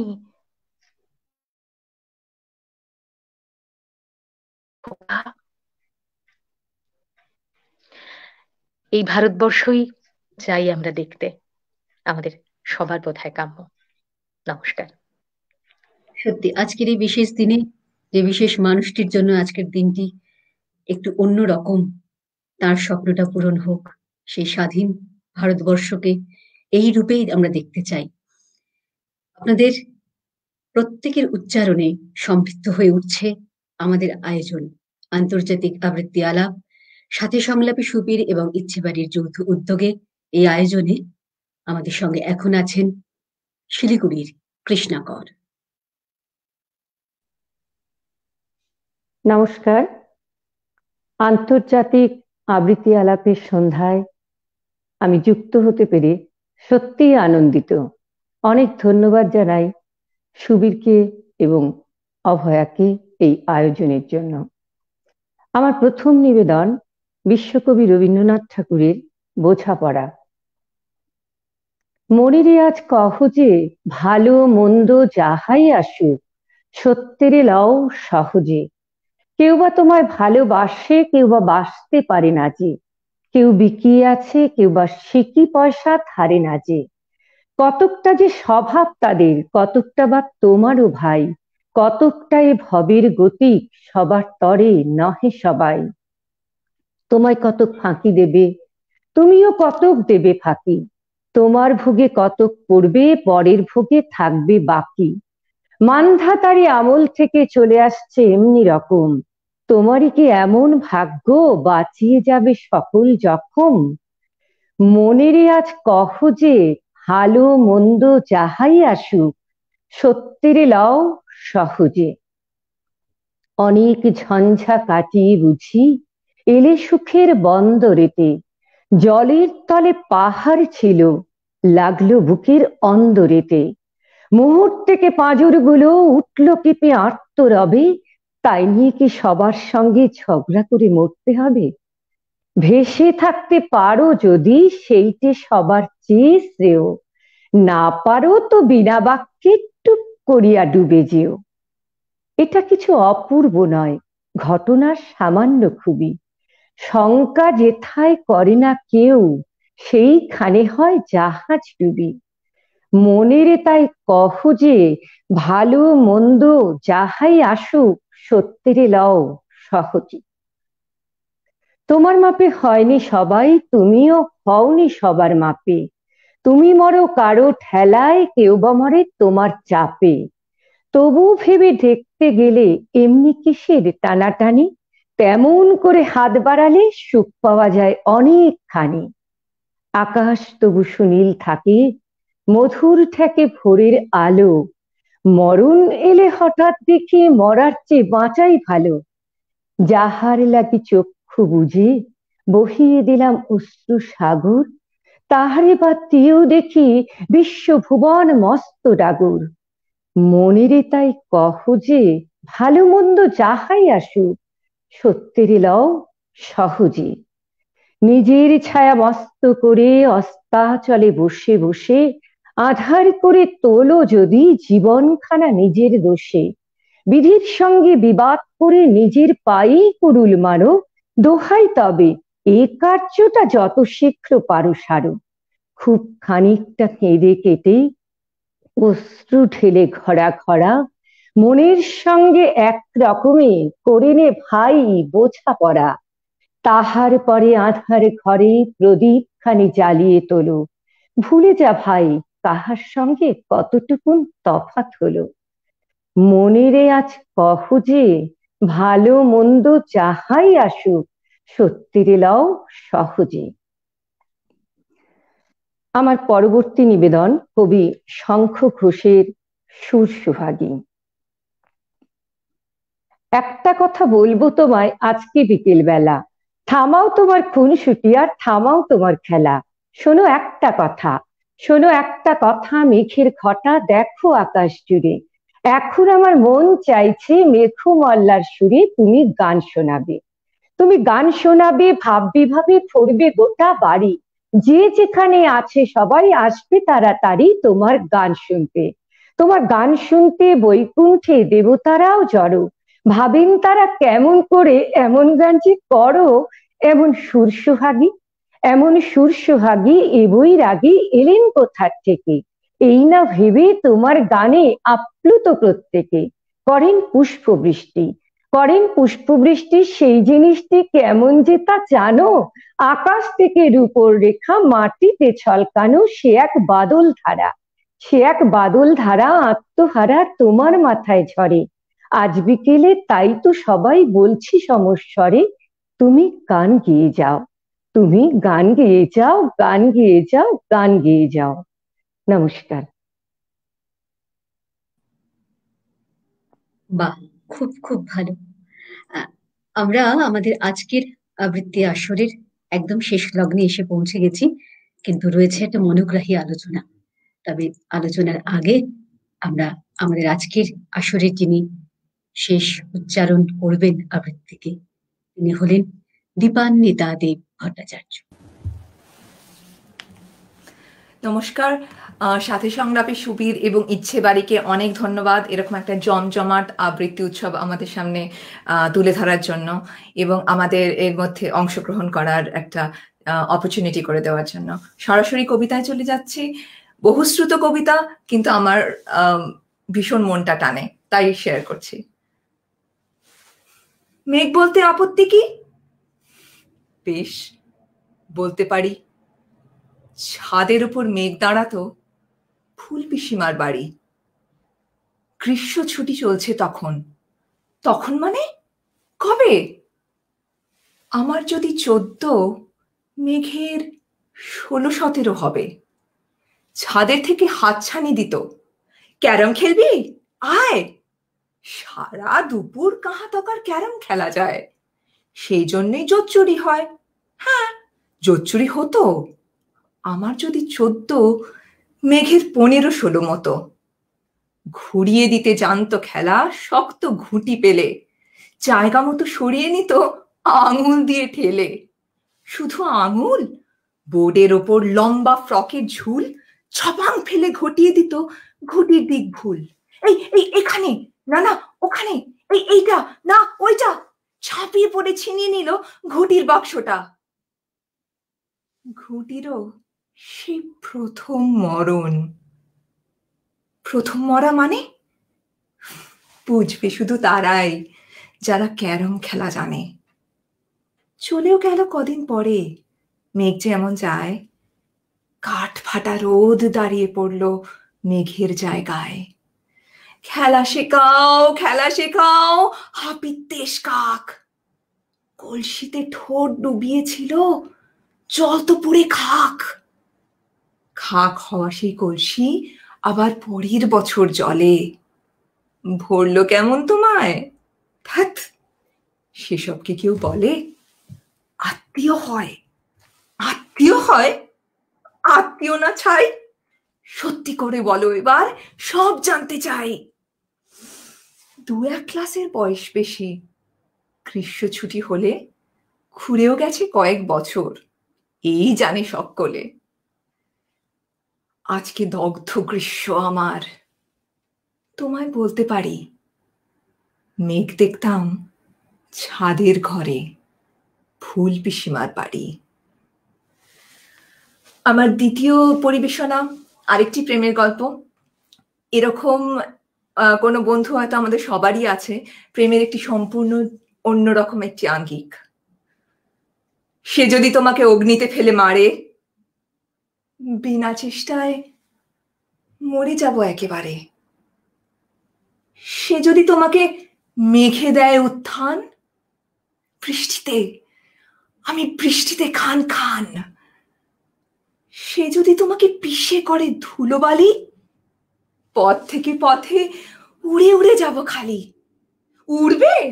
আচ্ছা, ছিঁড়ে দেয় যদি পাখা। পড়তে পড়তে ধরে নেব ওর শাখা। যদি শাখা থেকে নিচে ফেলে দেয় তোকে, কি আর করব? জড়িয়ে ধরবো ওকেই। বলো, কি বলবে আদালত? কিছু বলবে কি এরপরও? যাও, আজীবন অশান্তি ভোগ করো। নমস্কার। আবার সুবিদ্যা এবং ইচ্ছেবাড়িকে ধন্যবাদ জানিয়ে শেষ করছি। হয়েছিল এভাবেই আমরা আবিশ্ব জুড়ে, পৃথিবী জুড়ে বাংলা আবৃত্তিকে নিয়ে এই আবৃত্তির মহামিলন মেলায় আন্তর্জাতিক আবৃত্তির আলাপ শব্দটিকে আমরা নির্বাচন করেছি। এখানে আমরা রয়েছি আমাদের আজকের অর্থাৎ দ্বিতীয় সন্ধ্যার শেষ অনুষ্ঠানে আমরা চলে এসেছি এবং এই শেষ আলোচনা বলতে গেলে আলোচনার জন্য আমাদের সঙ্গে আজকে রয়েছেন ডক্টর তপন রায় প্রধান, যার পরিচয় দেবার কোনো প্রয়োজন নেই এই মুহূর্তে, জায়গাও নেই এই মুহূর্তে। ইতিমধ্যেই তপন দা একটি অত্যন্ত জনপ্রিয় শো পরিচালনা করেন। আমরা সকলেই তার শোয়ের গুণমুগ্ধ এবং আমার দীর্ঘদিনের অভিজ্ঞতা তার সঙ্গে একত্রে কাজ করবার। দূরদর্শন কেন্দ্র জলপাইগুড়িতে এবং আকাশবাণী দূরদর্শন কেন্দ্র কলকাতারও তিনি নির্দেশক ছিলেন। দূরদর্শন জলপাইগুড়ি এবং গ্যাংটকের তিনি নির্দেশক ছিলেন, অবসর গ্রহণ করেছেন। কিন্তু তা সত্ত্বেও তিনি শিল্পী চর্চার মধ্যে রয়েছেন, সঙ্গীতের মধ্যে রয়েছেন, সঞ্চালনার মধ্যে রয়েছেন, লেখালেখির মধ্যে রয়েছেন। গতকালই তার একটি কবিতার বই, লেখার বই রবিবার করে যিনি লিখতেন, সেই লেখার বই প্রকাশিত হয়েছে।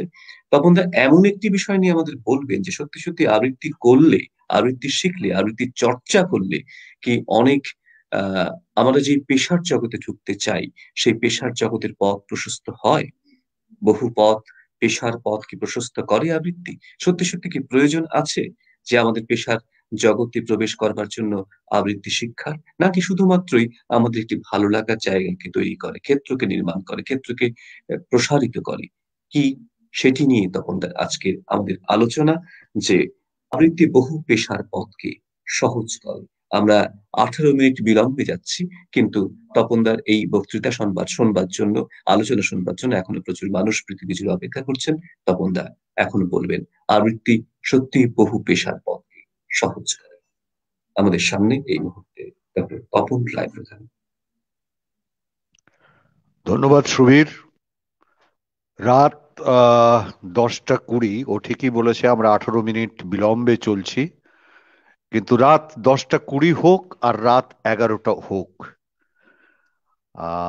আমি মানুষটাই এমন যে আমি রাত 12টাতে যদি কোথাও কোনো একটা উৎসবে গিয়ে হাজির হই, তাহলে আমি মনে করি সেটাই আমার কাছে সন্ধ্যা। তো এই আমার মনে হওয়াটাই আমি আপনাদেরকে জানাচ্ছি শুভ সন্ধ্যা। আশা করি আপনারাও আমার সঙ্গে একমত হবেন। দীর্ঘক্ষণ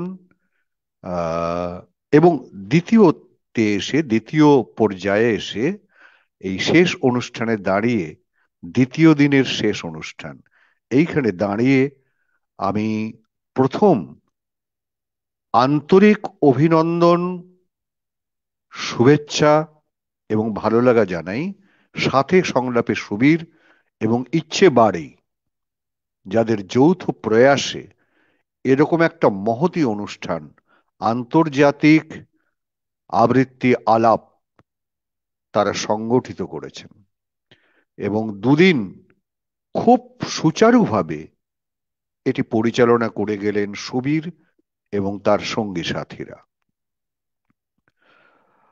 আমি আজকে বাড়িতেই ছিলাম এবং সারাদিন বসে আমি অনুষ্ঠানই দেখছিলাম, সূচনা থেকেই প্রায়। মাঝে মাঝে উঠে গেছি। বিতর্কগুলো ভীষণ জমে উঠেছে এবং শেষ বিতর্কটি আমি খুব মন দিয়েই শুনছিলাম, কারণ তারপরেই আমার বলার আছে। শেষ বিতর্কে সম্ভবত অতনুবাবুর কণ্ঠে একটি কথা বেরিয়ে এসছে, যে কথাটি আমার আজকে আলোচনার সঙ্গে অনেকটাই সম্পৃক্ত হবে। যে আবৃত্তির উচ্চারণ বা আবৃত্তি শিল্পের চর্চা কিন্তু শুধু আবৃত্তি শিল্পকে জনপ্রিয় তো করেই, কিন্তু তার পাশাপাশি একটা জিনিস, সেটা আবৃত্তিকারের নিজের জন্য এবং যে শ্রোতৃবর্গের সামনে, যে দর্শক শ্রোতৃবর্গই এখন বলবো, কারণ আবৃত্তি এখন একই সঙ্গে। আমি বহুদিন আগে একটি প্রবন্ধ লিখেছিলাম, যখন সবে এই মিউজিক অ্যালবাম তৈরি হচ্ছিল, তখন একটা প্রবন্ধ লিখেছিলাম, চল গান দেখি। আগে আমরা বলতাম চল গান শুনি, এবং আলটিমেটলি গান কিন্তু ভিজুয়াল মিডিয়ামের দাপটে, ভিজুয়াল মিডিয়াম যখন, দৃশ্য মাধ্যম যখন ভীষণভাবে জনপ্রিয়তা অর্জন করে গেল টেকনোলজির কারণে, তখন কিন্তু গান শুধু শোনার বিষয়ে থাকলো না, দেখার বিষয়। একইভাবে আবৃত্তিও কিন্তু আপনারা লক্ষ্য করে থাকবেন যে আজ শুধু শোনার বিষয়ে আটকে নেই, এটা দেখার বিষয়ও হয়ে গেছে। যে বিভিন্ন আবৃত্তির অ্যালবামগুলো, যে ছোট ছোট ক্লিপগুলো আমরা ইউটিউবে, ফেসবুকে, হোয়াটসঅ্যাপের মাধ্যমে ঘোরে এগুলো আমরা দেখি, তাতে আবৃত্তির দৃশ্যায়ন হচ্ছে আর কি। ফলে এই যে কথাটা অতনুবাবু বলেছিলেন, সেই কথাটাকেই আমি কোট করি একেবারে, সেটা আমারও মনের কথা, যে আবৃত্তি কিন্তু সামগ্রিকভাবে শিল্পীর এবং যারা উৎসাহী দর্শক শ্রোতা তাদের মধ্যে একটা সাহিত্য চেতনার জন্ম দেয়, সামগ্রিকভাবে একটা সাহিত্য চেতনার জন্ম দেয়। কারণ আমার যদি সাহিত্য চেতনা না থাকে, সাহিত্য বোধ না থাকে, সাহিত্য পরম্পরা সম্পর্কে ধারণা না থাকে, তাহলে একটি আবৃত্তিকে খুব নিষ্ঠার সঙ্গে, খুব সুচারুভাবে, খুব বোধগম্য উপায়ে আমি নিজে বুঝে এবং তারপরে দর্শকদের বোঝার উপযোগী করে প্রয়োগ করতে আমি ব্যর্থ হব, আমি পারবো না। আর আমার কাজটি যদি আমি না করতে পারি ঠিক মতো, তাহলে নিঃসন্দেহে বলাই বাহুল্য, আমি মানি কিংবা নাই মানি, আমি দর্শকের দ্বারা, শ্রোতার দ্বারা বর্জিত হব। হয়তো মনে মনে আমি কোথাও একটা শ্লাঘা অনুভব করব, কিন্তু বর্জিত হব। আমাকে বলা হয়েছে যে বিষয়টি, সেটা হচ্ছে যে আবৃত্তি শিল্প কি বৃহত্তর ক্ষেত্রে, বিভিন্ন পেশা গ্রহণের ক্ষেত্রে সেটাকে কি সহজ করে? আমি সহজ শব্দটাকে আরেকটু বড় করে নিয়ে যদি বলতে চাই, সুগম করে কিনা, সহায়তা করে কিনা, প্রেক্ষাপটটা বড় করে নিলাম। এবং আবৃত্তির সঙ্গে এই যে সামগ্রিক সাহিত্য বোধ যে কথাটা এসছে, এইটাকে নিলাম। অর্থাৎ সামগ্রিক সাহিত্য বোধ আমার পেশা নির্বাচনের ক্ষেত্রে আমার কি এই বোধটা, এই শিল্প বোধটা কি আমাকে সাহায্য করে কোথাও? কিছু কিছু ক্ষেত্রে তো করেই। এবারে এক দুই করে আলোচনায় ঢুকি। তার আগে ছোট্ট একটা গল্প বলি। আপনারা অনেকক্ষণ ভারী ভারী বিতর্ক এবং খুব সহজ কবিতা এবং কঠিন কবিতার মধ্যে ডুবে অনেকটাই ক্লান্ত। আমি একটা গল্পও ঠিক নয়, ঘটনা আপনাদের সবারই চোখে পড়ে থাকবে, যে একটি টেলিভিশন চ্যানেল, প্রাইভেট চ্যানেল, তারা আরেকটি চ্যানেলে অর্গানাইজ করে তারা একটি শো দেখান। সেই শোটা হচ্ছে যারা আইএএস টপার হন তাদের মক ইন্টারভিউ। আপনারা অনেকেই দেখে থাকবেন। আমি কিছুদিন আগে একটি ইন্টারভিউ দেখছিলাম, তাতে বিহার থেকে আসা একজন আইএএস প্রার্থীকে চেয়ারম্যান জিজ্ঞেস করছিল যে তোমার, তার বোধহয় ইকোনমিক্স ছিল তার ব্যাকগ্রাউন্ড, সে একটি চাকরিও করতো এবং সে সেইটি ছেড়ে দিয়ে আইএএস হতে চায়। প্রথম প্রশ্নটাই থাকে যে তুমি কেন আইএএস হতে চাইছো, এত সুন্দর একটা চাকরি করছো, তুমি কেন অ্যাডমিনিস্ট্রেশনে সরাসরি তুমি প্রশাসনিক কাজে আসতে চাইছো, এইটা প্রথম তার কাছ থেকে তাকে জাস্ট ওই সিচুয়েশনের সঙ্গে অ্যাকোয়েন্টেড করার জন্য একটু জেনে নিতে চায়। তারপরেই একটা আসে বা লেখাও থাকে তার সিভিতে যে তার এক্সট্রা কারিকুলার অ্যাক্টিভিটিস কি। সে তখন লিখেছিল যে রাইটিং অ্যান্ড রিডিং পোয়েমস। তো রাইটিং অ্যান্ড রিডিং পোয়েমস বলতে তখন সে চেয়ারম্যান জিজ্ঞেস করলেন, ডু ইউ রিসাইট, তুমি কি আবৃত্তি করো? বলে ইয়েস, আমার যখন যখন আমি সুযোগ পাই আবৃত্তি করি, আদারওয়াইজ আমি যেগুলো লিখি সেগুলো আমি আবৃত্তি করতে ভালোবাসি। আমি যখন কবিতা পাঠের অনুষ্ঠানে ডাক পাই যাই, ইংরেজিতেই বলছে এই কথাগুলো, তখন সেগুলো আমি আবৃত্তি করে শোনাই। তো তখন বলছে যে তুমি একটা আবৃত্তি করো তো তাহলে, তোমার কবিতা। তো তার একটা কবিতা তিনি আবৃত্তি করলেন এবং যথারীতি বিহারে মেয়েদের অবস্থান, status of women in Bihar, এই বিষয়টার উপরে, স্পেশালি অন এডুকেশন ফিল্ড, এই বিষয়টার উপরে সে এটি কবিতা শোনালো। এবং তারপরে ইন্টারভিউটা ঘুরে গেল অনেকক্ষণ ধরে যে এই যে স্ট্যাটাস অফ ওমেন বলতে মেয়েটি কি বোঝে। বিহারের মেয়েটির ক্ষেত্রে, বিহারের মেয়েটিকে জিজ্ঞেস করছে যে বিহারের মেয়েদের ক্ষেত্রে কেন তারা এখনো এত পিছিয়ে, অথচ চেয়ারম্যান স্ট্যাটিস্টিক্স দিচ্ছেন, গভর্নমেন্ট বলছে এডুকেশনের খাতে এত খরচ হয়েছে, এত হয়েছে, এত হয়েছে, এত হয়েছে, এত হয়েছে। সেখান থেকে মেয়েটির উত্তরে বেরিয়ে আসলো যে হ্যাঁ, টাকা বরাদ্দ হয়েছে ঠিক, কিন্তু সমস্ত টাকাগুলো কিন্তু ঠিক এই কাজেই খরচ হয়নি। সেখানে অনেক বেআইনি কাজকর্ম, কাটমানি ইত্যাদির প্রশ্নগুলো আসছে। এই করে করে চেয়ারম্যান দেখতে চাইলেন যে মেয়েটি কতটা সমাজ সচেতন। এই এই এই জিনিসটাকে তিনি আয়ত্ত করতে পারলেন। এবং আমার এখানে বলার বিষয় হচ্ছে যে আপনারা জানেন তো, আমিও ইউনিয়ন পাবলিক সার্ভিস কমিশনের ইন্টারভিউতে দিয়ে বেশ গিয়েছিলাম, বসেছিলাম, দিয়েছি, পাশও করেছি। সেখানে খুব অদ্ভুত একটা, মানে যা খুব ইন্টারভিউই এবং ইন্টারভিউয়ার একটা খুব নার্ভের টানাটানি চলে, যে বোর্ড চায় যে আমাকে তাদের মতো করে চালিয়ে নিয়ে যাবে, এবং আমি যদি ইন্টেলিজেন্ট হই তাহলে আমি উত্তরের মধ্যে এমন একটা জায়গা রেখে দেব যাতে আবার নেক্সট কোশ্চেনটা ওইটাকে ধরেই আসে, যাতে তার পরের উত্তর স্টেপস গুলো আমার জানা। আমি একদম বুঝতে পারলাম মেয়েটি খুব বুদ্ধিমতী মেয়ে, সে এই কাজটি করেছিল। সে চাইছিল যে ইকোনমিক অ্যাফেয়ার্স অফ বিহার এইখানে বোর্ড আসুক, এইখানে চেয়ারম্যান দৃষ্টি আমি আকর্ষণ করি, তাহলে এই ফিল্ডে আমি খুব কমফোর্টেবল। সেই কথাগুলো সে বলে গেল। আমার বক্তব্য হচ্ছে যে এর দ্বারা কি হলো, আমরা যে কোনো পেশাতেই ঢুকতে যাই না কেন, সেখানে আজকাল সিভি লিখতেও হয় না, শুধু আজকাল এখন নতুন একটা হয়েছে যে তোমার ফেসবুক প্রোফাইল উল্লেখ করে দাও, কি তোমার যদি টুইটার হ্যান্ডেল থাকে তাহলে সেটা উল্লেখ করে দাও। সেখান থেকে সমস্ত ঘেটে ঘেটে ঘেটে ঘেটে তারা জেনে নেয় যে আমার কোন ফিল্ডে ইন্টারেস্ট, আমার অ্যাক্টিভিটিস কি, আমার নেচার কি, সমস্ত জেনে নিয়ে তারা কোশ্চেনটা ফ্রেমিং করে, যাতে তাদের ওই মানুষটাকে বুঝতে সুবিধা হয়। এবং সেই ক্ষেত্রগুলো সত্যি সত্যি সে জানে কিনা, কতটা জানে, কতটা ইনডেপথ জানে, ইনডেপথ, আন্ডারলাইন দি ওয়ার্ড, ওপর জানা নয়, ইনডেপথ জানে, সেটা ইন্টারভিউ বোর্ড খুঁজে বার করার চেষ্টা করে।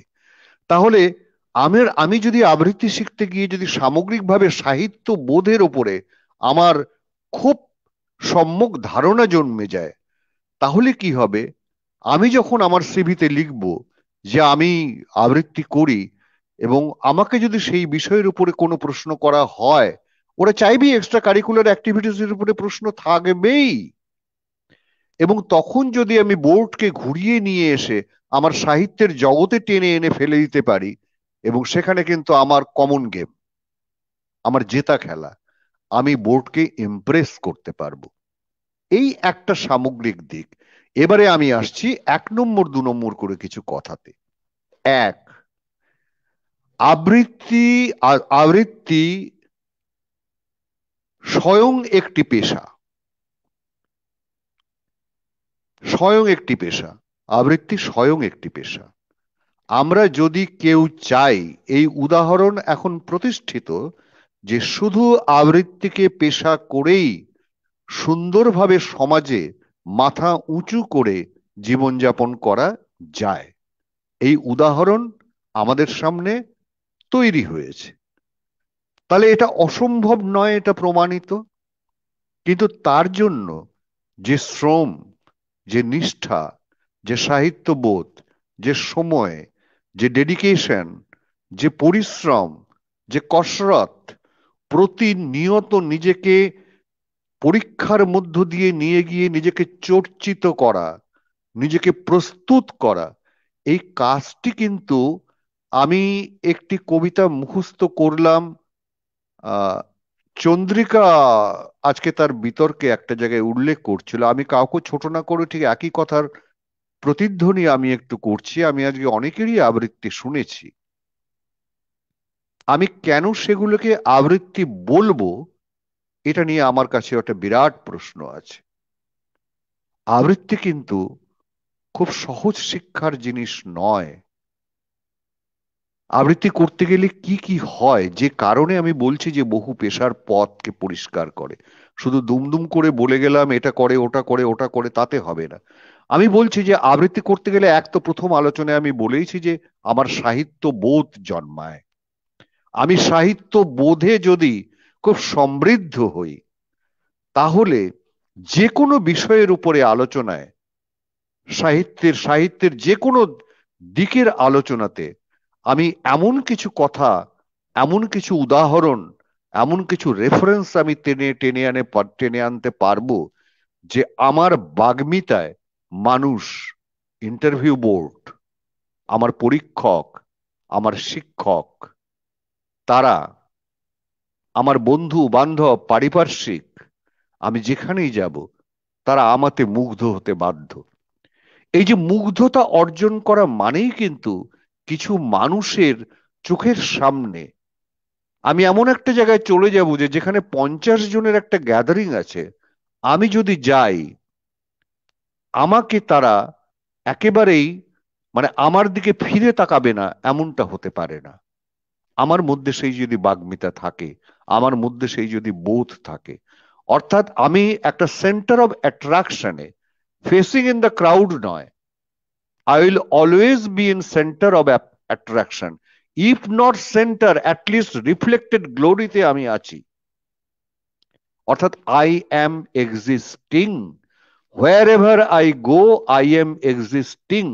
এটা কিন্তু একটা মানুষের যে কোনো পেশাতে যাওয়ার ক্ষেত্রেই, যে কোনো পেশা, সে সওদাগরি অফিসের কেরানি হোক, কি ব্যাংকের ম্যানেজার হোক, কি কর্পোরেটের এক্সিকিউটিভ হোক, যেখানেই হোক, the man or the person, the woman is existing.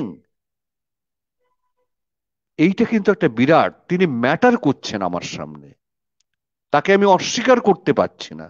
এই এক্সিস্টেন্সটা কিন্তু একটা বিরাট। এবং সেটা যদি সে কোনো ম্যানেজারিয়াল জায়গায় চলে যায়, কোনো ম্যানেজারিয়াল পেশায় যায়, সেখানেও সেটা তার বিরাট লাভ। কারণ ম্যানেজমেন্টের থিওরিতে আছে ওই X theory and Y theory, যে যারা কাজ করিয়ে নেয় তারা হচ্ছে এক্স থিওরিতে বসবাস করে, এবং যারা কাজ করে তারা হচ্ছে ওয়াই থিওরিতে। কিন্তু এক্স থিওরির মানুষ যে ম্যানেজার, এটা ম্যানেজমেন্টের গোড়ার কথা, তার বাচনভঙ্গি, তার আচরণ, তার ব্যবহার, তার রসবোধ, সমস্ত কিছু দিয়ে সে ওয়াই থিওরিকে এমন করে কনভার্ট করে যে ওয়াই থিওরির মানুষটি একটা সময় গিয়ে বুঝতে শুরু করে যে he is part and parcel of x group. তার মধ্যে এই জন্মটা ডেভেলপ করে দিচ্ছে। তার মানে সে যে শ্রমটা দিচ্ছে, সেই শ্রমটা দেওয়ার পেছনে তারও এই অর্গানাইজেশন, সেই যে অর্গানাইজেশনে আছে, যে সংগঠনে সে বিলং করছে, সেই সংগঠনের যাতে আলটিমেট বিকাশ হয়, সে তার একজন অংশীদার হিসেবে নিজেকে ভাবতে শুরু করছে। এই ভাবনাটা তার মধ্যে সঞ্চারিত করছে সেই মানুষটি, এক্স থিওরির সে এক্স গ্রুপের সেই মানুষটি, যে মানুষটি এই সামগ্রিক সাহিত্যবোধ, তার বাগ্মিতা, তার কণ্ঠস্বর, তার ব্যক্তিত্ব, কারণ আমার মধ্যে যত বেশি জ্ঞান, ব্যক্তিত্ব কি? ব্যক্তিত্ব আর কিছুই নয়। ব্যক্তিত্বকে খুব ভালো স্যুট বুট জামা কাপড় বললে গটগট করে হেলে গেলাম, সেটা ব্যক্তিত্ব না। ব্যক্তিত্ব হচ্ছে সেই রবীন্দ্রনাথের কথা যার মধ্যে জ্ঞানের স্ফুরণ আছে, পাণ্ডিত্যও নয়, একতাল শোনা নয়, সে হচ্ছে একখণ্ড হিরে, হীরের দ্যুতি বেরোয় সেই ব্যক্তির মধ্য দিয়ে, সেই জায়গাটা শেখায়। তাহলে এক তো গেল, আমি বললাম আবৃত্তি নিজেই একটা পেশা হয়ে উঠতে পারে। দ্বিতীয় রকম ভাবে, আমার 15 মিনিট সময় কিন্তু আমার একটু মুশকিল, আমার বোধহয় টাইম বেশি নিয়ে নিচ্ছি, আমি সংক্ষেপে করার চেষ্টা করছি কারণ আপনারা সবাই ক্লান্ত, খাবারেরও টাইম হয়ে যাচ্ছে। দ্বিতীয় হচ্ছে, সুবীর কিছু বলছিল বোধহয় আমায়, সুবীর কোনো নোটিশ টাইম সংক্রান্ত? সুবীর কিছু বলছিস আমায়? মাইক্রোফোনটা আনমিউট কর, মাইক্রোফোনটা আনমিউট কর। হ্যাঁ বলছি, সকলেই শুনছে, কোনো অসুবিধা নেই, শুনছে, মানুষ শুনছেন এবং আপনি এখন কেউ আছে? 10-15 জন হবে বোধহয়। 50 জন এখনো এক্সিস্ট করছে এবং প্রচুর কমেন্টস আছে, সেগুলো আমি শেয়ার করছি। কমেন্টস গুলো পড়তে পড়তে আপনি চালিয়ে যান। আচ্ছা আচ্ছা আচ্ছা আচ্ছা আচ্ছা, না আমি কমেন্টস গুলো দেখতে পারবো না আমার চশমার কারণে। তো আমার বক্তব্য হচ্ছে যে যাই হোক, একটু খেয়েই হারিয়ে গেল, কোন জায়গাটায় ছিলাম। হ্যাঁ, এবার পেশার কথায় আসি। এক তো গেল হচ্ছে আবৃত্তির কথা বলেছিলাম, দ্বিতীয় হচ্ছে যে আরো বহু পেশা আছে যেগুলো সরাসরি বাচিক সংশ্লিষ্ট, বচন সংশ্লিষ্ট। কেমন না, সঞ্চালনা একটা পেশা এখন, এবং করেও, আবৃত্তিকাররা সঞ্চালনা করছে, সঞ্চালকরা আবৃত্তি করছে, এই ওভারল্যাপিংটা আছেও। সঞ্চালনা একটা খুব ভালো পেশা, এবং সেটা যত অডিও মাধ্যম আছে, অডিও মাধ্যমে এরকম ভালো সঞ্চালক আমরা চাইছি। এই যে এফএম হওয়ার পরে যে একটা বিরাট দুনিয়া খুলে গেল অডিও মাধ্যমে, সেখানে কত রেডিও জকি, আলটিমেটলি তো তারা কি করছেন, তারা কথা বলছেন। আবৃত্তি শিখতে গেলেও তো প্রথম কথা বলাটা শিখতে হবে, প্রথম ওই বর্ণমালার উপরে দখলটা থাকতে হবে, বর্ণমালার উচ্চারণগুলো ঠিক ঠিক মতো রাখছে কিনা সেটা জানতে হবে, সঠিক বর্ণমালা উচ্চারণ। সমস্ত কথা, এই যে আমিও কথাগুলো এতক্ষণ ধরে বলে যাচ্ছি, সবটাই কিন্তু বর্ণমালার উপরে দাঁড়িয়ে আছে। আমি বর্ণমালা যদি সঠিক উচ্চারণ করতে পারি, তারপরে আপনারা নিশ্চয়ই আলোচনা শুনেছেন, এখানে শিডিউলে ছিল যে স্বর নিয়ন্ত্রণ, গলার স্বরকে ভালো তৈরি করা, তার জন্য কিছু প্রশিক্ষণ আছে, যেটা উৎপল কুণ্ডু নিশ্চয়ই আলোচনা করেছেন। কারণ এই ব্যাপারে কি করে গলার স্বরকে আরো সুন্দর করা যায়, নিয়ন্ত্রণ করে, কি করে নাদ ব্রহ্ম থেকে, নাভি থেকে কি করে গলার মধ্যে রেজোনেন্স তৈরি করা যায়, যা আমার কথা শুনলেই মানুষ আটকে পড়বে। যার জন্য অনেক আবৃত্তি শিক্ষক বলেন, এবং আমার অফ দি রেকর্ড আমি বলছি যে সুবীরের সঙ্গে আমার এই নিয়ে বহু আলোচনা হয়েছে, সুবীরও এটা বিশ্বাস করে, নিজেও বিশ্বাস করে, যে অন্তত, ওরই কথা বলছি আমি, অন্তত তার যদি সারেগামা পাধানিসা সম্পর্কে ধারণা না থাকে, যে কোন স্বরটা কোথায় লাগছে, ওপরের তারপরে তারা এবং মুদারা সম্পর্কে যদি তার ধারণা না থাকে, তাহলে সা থেকে যদি রেতে এসে, নিচের রেতে এসে কোনো পর্দা লাগাতে হয়, তাহলে তো আবৃত্তিকার পারবেন না। আবৃত্তির জন্য গানের ওই অংশটুকুও কিন্তু দেখুন, গানও কিন্তু কোথাও আবৃত্তির সহায়ক হয়ে উঠছে। আমার যদি সুর সম্পর্কে ধারণা না থাকে, তাহলে যেখানে যেখানে আবৃত্ত হয়ে সুরের মাধুর্যের কোথাও সুরের অনুরণন একটা তৈরি করতে হচ্ছে, সে অনুরণন তৈরি করতে আমি ব্যর্থ হব, আর কি। ফলে এই অডিও সংক্রান্ত যে সমস্ত মাধ্যম আছে, সেই একটা বিরাট অডিওর জগৎ, সেখানে বিজ্ঞাপন থেকে শুরু করে, রেডিও জকি থেকে শুরু করে, এমনকি আমরা যদি রেলওয়ে প্ল্যাটফর্মে যাই যে ঘোষণাগুলো হয়, আমরা যদি এয়ারপোর্টে যাই যে ঘোষণাগুলো হয়, আমরা যদি খুব বড় ইন্টারন্যাশনাল বাস টার্মিনাসে যাই যে ঘোষণাগুলো হয়, বা ইন্টারসিটি বাস টার্মিনাসে যে ঘোষণাগুলো হয়, সমস্ত কিন্তু এই বাচিক সংক্রান্তই কাজ। এবং একইভাবে আজকে ভালো বলতে পারলে যে কোনো বিষয়ে, মানে আবৃত্তি করতে পারলে সে কিন্তু আস্তে আস্তে অরেটার, ডিবেটার এই সমস্ত হিসেবে করে যাচ্ছে।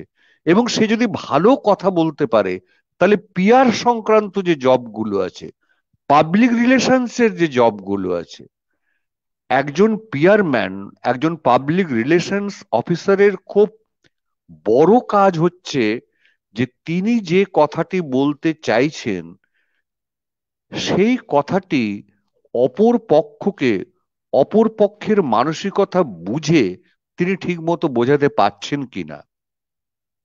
সমাজ বিজ্ঞানীরা খুব ভালো কথা বলাকে বলছেন যে সায়েন্স অফ অ্যান আর্ট। এই ভালো কথা বলতে পারা, যিনি আবৃত্তি করেন সাধারণত তিনি ভালো কথা বলতে শেখেন, এবং শেখা উচিত। শেখা উচিত। আবৃত্তি শিল্পটাই তার প্রয়োজন থেকে তাকে দিয়ে শিখিয়ে নেবে, এবং তারও শেখা উচিত। কারণ সে কিন্তু আলটিমেটলি কিছু কথাই বলছে, কবির কথাই বলছে সে নির্দিষ্ট সংখ্যক দর্শকের সামনে। সেখানে কিন্তু সে সেন্টার অফ অ্যাট্রাকশন, এবং ওই লোকগুলোকে সে কিন্তু মন্ত্রমুগ্ধের মতো শোনাচ্ছে। শুধু কথা শুনিয়ে আপনারা সবাই জানেন যে আস্থা টেলিভিশন চ্যানেল শুধু কথা শুনিয়ে একটা টেলিভিশন চ্যানেল দাঁড়িয়ে গেছিল, কিছুই হতো না, শুধু কথার অনুষ্ঠান।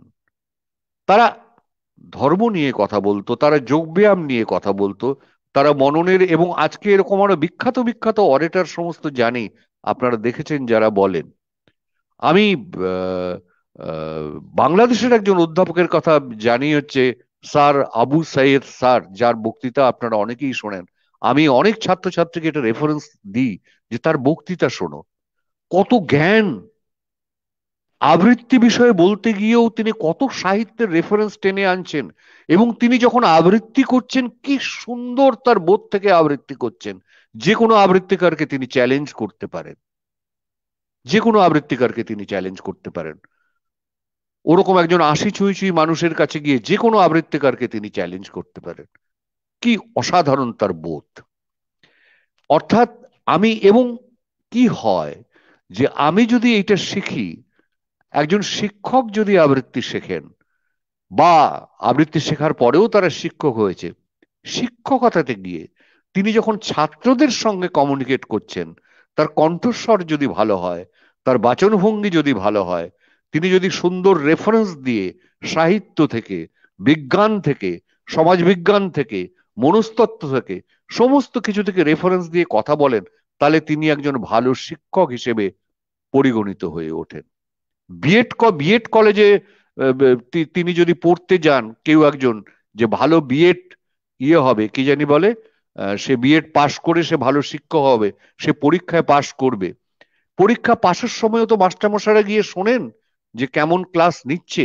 সেখানে যদি একজন শিক্ষার্থী শিক্ষিকা তিনি যদি খুব ভালো করে ক্লাসটিকে সুন্দর করে নিতে পারেন, মন্ত্রমুগ্ধের মতো তার ছাত্রকে বসিয়ে রাখতে পারেন, তাহলে অবশ্যই তিনি বেশি নম্বর পাবেন, ভালো রেজাল্ট করবেন, এবং তার চাকরির ভালো বন্দোবস্ত হবে। যারা ইন সার্ভিস ট্রেনিং যাচ্ছেন তারা হয়তো তাদের ক্যারিয়ারের পরে আরো কি হবে আমি জানি না অত খবর, কিন্তু যারা ইন সার্ভিসে নয়, যারা শিক্ষক শিক্ষিকা হওয়ার জন্য বিএড পড়তে যাচ্ছেন, তাদের যদি এই ট্রেনিংটা থাকে, এই বাচন ভঙ্গি, এই বাচনের বাচিক ট্রেনিংটা যদি থাকে, আবৃত্তি এবং অন্যান্য এই ট্রেনিংটা যদি থাকে, তার পক্ষে পাস করা অনেকের চাইতে অনেক বেশি সহজ হবে, তার চাকরি পাওয়ার পথকে অনেকটা বেশি সুগম করবে। সরাসরি চাকরি যেমন আছে, আবার কিছু কিছু ক্ষেত্রে আমি যেটা বলতে চাইছি যে আবৃত্তি এই চাকরি পাওয়ার পথগুলোকে সুগম করে। বিজ্ঞাপনের একটা বিরাট জগৎ, সেখানে খুব ভালো বিজ্ঞাপন ভয়েস দেয় যারা, ভালো বিজ্ঞাপন ভয়েস দেয় যারা, আজকে ভালো ভয়েসের জন্য শুধু কত নাম করা সেলিব্রিটি দেশে বিদেশে, যারা শুধু আমি কিছুই না, আজকে আজকে বিশ্বের মধ্যে সেলিব্রিটি হয়ে গেছেন আমিন সাহানি, তার বিনাকা গীতমালা, আরো এরকম অনেক উদাহরণ দেয়া যেতে পারে আর কি। তো আজকে আমিন সাহানির মতো মানুষ, মানে আমি সেই সময় বলছি আর কি, যে তিনি যদি কোথাও গিয়ে কোনো একটা পদপ্রার্থী হয়ে দাঁড়াতেন চাকরির, এবং তার যে মেধা ছিল, এবং হ্যাঁ, আবৃত্তি করতে গেলে কিন্তু এই নয় যে শুধু আবৃত্তি শিখলেই পথ সুগম করতে হবে, তার সঙ্গে কিন্তু বেসিক এডুকেশন, যেটা যে যে লাইনেই পড়াশুনো করছেন ভাই, সেই বেসিক এডুকেশনটাকেও কিন্তু ঠিক ঠিক মতো নিতে হবে। অর্থাৎ একজন সম্পূর্ণ পরিপূর্ণ মানুষ হয়ে উঠতে হওয়ার ক্ষেত্রে আপনার এডুকেশন, যেমন একটা আপনার আপনার বেসিক এডুকেশন যেরকম আপনাকে তৈরি করছে, আপনার মানসিকতা, আপনার মনুষ্যত্ব, আপনার বিবেক, আপনার কারেন্ট অ্যাফেয়ার্স নলেজ, আপনার মানুষের সঙ্গে মেলামেশা, সমাজ সম্পর্কে ধারণা আপনাকে যেমন তৈরি করছে, তার সঙ্গে ইন অ্যাডিশন যদি আপনি আবৃত্তির সঙ্গে যুক্ত থাকেন, সাহিত্য চর্চার সঙ্গে যুক্ত থাকেন সামগ্রিকভাবে, তাহলে এটাও কিন্তু আপনার বিফলে যাবে না, এটা বিয়োগ কিছু করবে না, এটা যোগ করবে। একটা কথা আছে জন স্যামুয়েলের, যে কথাটা আমি বলতে চাইছি, যে language is the dress of thought,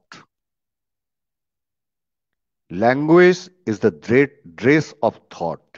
এই ল্যাঙ্গুয়েজ মানে কিন্তু শুধু ভাষা জ্ঞান বলছি না, এই ল্যাঙ্গুয়েজের মানে কি করে আমি ল্যাঙ্গুয়েজটা কনস্ট্রাকশন করছি, আমার বাক্য বিন্যাস, আমার শব্দ চয়ন, আমার স্বরগাম্ভীর্য, আমার স্বরক্ষেপণ, এই সবটা মিলিয়ে কিন্তু ভাষা। ভাষা না হলে তো ভাষা একটা লেখ্য রূপে থেকে গেল আর কি, সে তো লিখে লিখেও বোঝানো যায়, কিন্তু আমরা বলি কেন? এবং আমার বডি ল্যাঙ্গুয়েজের নিয়ন্ত্রিত ব্যবহার, আন্ডারলাইন দি ওয়ার্ড, বডি ল্যাঙ্গুয়েজের নিয়ন্ত্রিত ব্যবহার, বডি ল্যাঙ্গুয়েজ মাস্ট, কারণ বডি ল্যাঙ্গুয়েজ হচ্ছে কমিউনিকেশনের 57% জায়গা জুড়ে থাকে বডি ল্যাঙ্গুয়েজ। আমি যদ্দূর মানে মনে করতে পারছি, আমি একটু ভুলও হতে পারি, মানে মোর দেন 50% কথাটা আমি নিশ্চিন্তে বলতে পারি, যে মোর দেন 50% একটা কমিউনিকেশন ল্যাঙ্গুয়েজের, আমি যখন কারোর সঙ্গে কমিউনিকেট করছি, মোর দেন 50% কিন্তু কন্ট্রিবিউট করে হচ্ছে বডি ল্যাঙ্গুয়েজ, আর লেস দেন 50% কন্ট্রিবিউট করে আমার ভাবনা, চিন্তা, প্রকাশ, বাচনভঙ্গি ইত্যাদি। তাহলে বডি ল্যাঙ্গুয়েজের নিয়ন্ত্রিত ব্যবহার, এবং এই যে বললাম সায়েন্স অফ অ্যান আর্ট, এই সায়েন্সের মধ্যে যেরকম ফিলোলজি যুক্ত, অর্থাৎ আমি যেরকম স্বরতন্ত্রীকে আমার জানতে হয়, স্বর নিয়ন্ত্রণটাকে আমার জানতে হয়, এটা যেমন আছে, আবার তার সঙ্গে যেটা আছে একটা সাইকোলজি, মানসিকতা, অর্থাৎ দর্শক বুঝে কিন্তু আমি কবিতা, একটু আগে আলোচনা ঠিক আমার এই সেশনটার আগে যে 3 নম্বর যে বিতর্ক সভাটা ছিল, যে সেখানে একটা আলোচনা ছিল যে জনপ্রিয় কবিতাই শুধু আবৃত্তিকাররা বলবেন, নাকি যে অল্পশ্রুত কবিতা তাকেও জন সমক্ষে নিয়ে আসবেন তার মেধার দ্বারা। সেখানে অনেক মত হয়ে গেছে, সেই বিতর্কে আমি যাব না। সুবীর ঠিকই বলেছে যে কোনো বিতর্কেই শেষে গিয়ে পৌঁছায় না, শেষে গিয়ে পৌঁছলে তো শেষই হলো। বিতর্কটা একটা চলমান পদ্ধতি, এই থিসিস, অ্যান্টিথিসিস, সিনথেসিস, আবার থিসিস, এই করে করে করে সেটা চলে। এটা যত চলবে তত মঙ্গল। এটা এটা এটা এটা এই চড়ুইবেতি, এটা চলার মতো, এই থমকে যাওয়াটাই হচ্ছে মৃত্যু। সুতরাং এই যে ভাবনাগুলো, এর মধ্যে আপনারা প্রচুর ভাবতে পারবেন, আপনারা বসে বসে ঘরে ভাবলে প্রচুর ভাবতে পারবেন, দেখবেন যে আরো অনেক পেশার ক্ষেত্রে আবৃত্তি কিন্তু কোথাও সহায়ক হচ্ছে। এবং সবচেয়ে যেটা দরকার আজকে, যে আমি আছি, আমি থাকবো, এই সিগন্যালটা মানুষকে দেয়া, সেটা কিন্তু আবৃত্তি দিতে পারে। আপনি যদি জননেতাও হন, আপনি যদি জননেতাও হন, আমি একটু মানে ইয়ে করে বলছিলাম, খুব একটু খুব এটা অফ দি রেকর্ড বলছি আর কি, কিন্তু অন রেকর্ডই হচ্ছে, যে গত নির্বাচনে কোনো একটা বিশেষ রাজনৈতিক দল থেকে লোকসভা নির্বাচনে আমার কাছে প্রস্তাব এসেছিল, এটুকু বলতে আমার আপত্তি নেই, এটা খবরের কাগজে বেরিয়েছিল, যে আমি যেন একটা এমপি ইলেকশনের দাঁড়াই। কেন না, তারা বলেছিল যে অনেক কিছুর মধ্যে ভদ্রলোক খুব ভালো বলতে পারে, তার বলার মধ্যে একটা দাপট আছে, একটা গাম্ভীর্য আছে, ইত্যাদি আছে। কোথা থেকে এসছে আমার, কোথা থেকে এসছে? আমি তো দীর্ঘদিন এই অডিও ভিজুয়াল মাধ্যমেই কাজ করেছি। এই অডিও ভিজুয়াল মাধ্যমে কাজ করতে গিয়ে, অডিও ভিজুয়াল মাধ্যম তো শুধু ভালো ভালো সুন্দর সুন্দর কথা বলা নয়, তার সঙ্গে আরো আনুষঙ্গিক যে সমস্ত ব্যাপার, ওই সাহিত্য জ্ঞান, ওই বিজ্ঞান, ওই মনস্তত্ত্ব, খানিকটা সমাজতত্ত্ব, সবকিছু নিয়ে। You need not to be jack of all trades, but at least, আরে you need not to be master in all subjects, but you are to be jack of all trades. আবৃত্তি আপনাকে যেটা করবে জ্যাক অব অল ট্রেডস, বাচিক শিল্প আপনাকে যেটা করবে Jack of all trades. তবেই আপনি সঞ্চালনা করতে পারবেন, তবেই আপনি আবৃত্তি বলে মঞ্চ সামলাতে পারবেন, দর্শক সামলাতে পারবেন, তবেই আপনি ইন্টারভিউ সামলাতে পারবেন ভালো করে, এমনিও পারবেন, কিন্তু তখন আরেকটু সহায়ক হবে, তবেই আপনি সবার নজরে থাকবেন। এইভাবে অনেক পেশার রাস্তাকে সুগম করে দেয় স্বরচর্চা তথা আবৃত্তি চর্চা, তথা সামগ্রিকভাবে সাহিত্য, বিজ্ঞান, সমাজতত্ত্বের চর্চা। আমার মনে হয় 1:42 হয়ে গেছে, আমি 15 মিনিটের অনেকটা বেশি বলে ফেলেছি। সুবীর, আমি মন্তব্যগুলো পড়তে পারলাম না, আমি পরে শুনবো। তাৎক্ষণিক প্রতিক্রিয়া নিশ্চয়ই তোর কাছ থেকে শুনবো।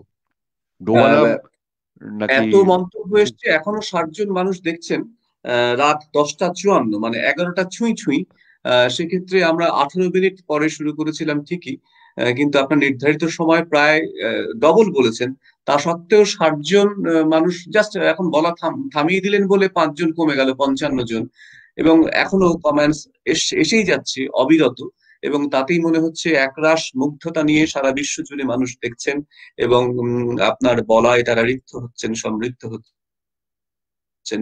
সত্যি সত্যি আবৃত্তি শিখলে, শেখাটা তো একদিনে হয় না, একদম ছোটবেলা থেকে জীবন বোধের মধ্যে দিয়ে যে আবৃত্তি শেখা, ভালো লাগা, প্রথম জিনিস যে অফুরন্ত ভাবে ভালোবাসতে হবে যে কোনো শিল্পকে, আপনার বলার কথার উপরেই বলছি, সেই দৃষ্টতা মাফ করবেন যে সেভাবে ঠিকই ঠিকই সেটা অসম্ভব একটা ভালো লাগা, যে শিল্পই যে চর্চা করুন না কেন, তার অসম্ভব, সে তার উপরে একটা ফ্যানেটিজম তার থাকতে হবে, পাগল হয়ে উঠতে হবে, তাহলে সে ভালো লাগা বোধ থেকে সেই শিল্পের প্রতি তার আগ্রহ জন্মাবে এবং সেই শিল্পের সঙ্গে সে যাপন করবে। এবং সত্যি সত্যি যদি আবৃত্তি শিল্পের সঙ্গে সে যুক্ত হয়, তাহলে যে কথা বললেন যে এটা আমার ক্ষেত্রে হয়েছে, আপনার ক্ষেত্রে হয়েছে, যে কোনো ইন্টারভিউ ফেস করতে গিয়ে আমি অন্তত দেখেছি যে ইন্টারভিউ যারা আছেন তাদেরকে আমি আমার মতো করে চালানোর প্রকৌশল চিরকাল অবলম্বন করেছি এবং তাতে আমি সাকসেসফুল হয়েছি। এবং আমি একটা কথা, আমি একটু ইন্টারাপ্ট করছি তোকে, মানে জাস্ট আলোচনা করেই বলছি, তুই মূলগত ভাবে একজন আবৃত্তি শিল্পী ছিলি, তারপরে তুই সঞ্চালনায় এসছিস, তারপরে তুই সঞ্চালনায় এসছিস, এবং আজকে যে তুই সঞ্চালনাগুলো করলি বিতর্ক, এবং যেভাবে তুই ইন্টারফেয়ার করে গোটা প্যানেলটাকে তুই করলি, সবাই লিখছিল যে ঘন্টাখানেক সঙ্গে সুবীর, এই যে এটা মজা করে লিখলে হলো, এই যে একটা ধরন, এই যে তুই তো চোখ দিয়ে দেখে শিখে, এবং তোর মধ্যে এই যে ফ্লো, কন্টিনিউয়াস বলার যে তোর অভ্যেস, এটা তুই আবৃত্তি করতে করতে ডেভেলপ করেছিল।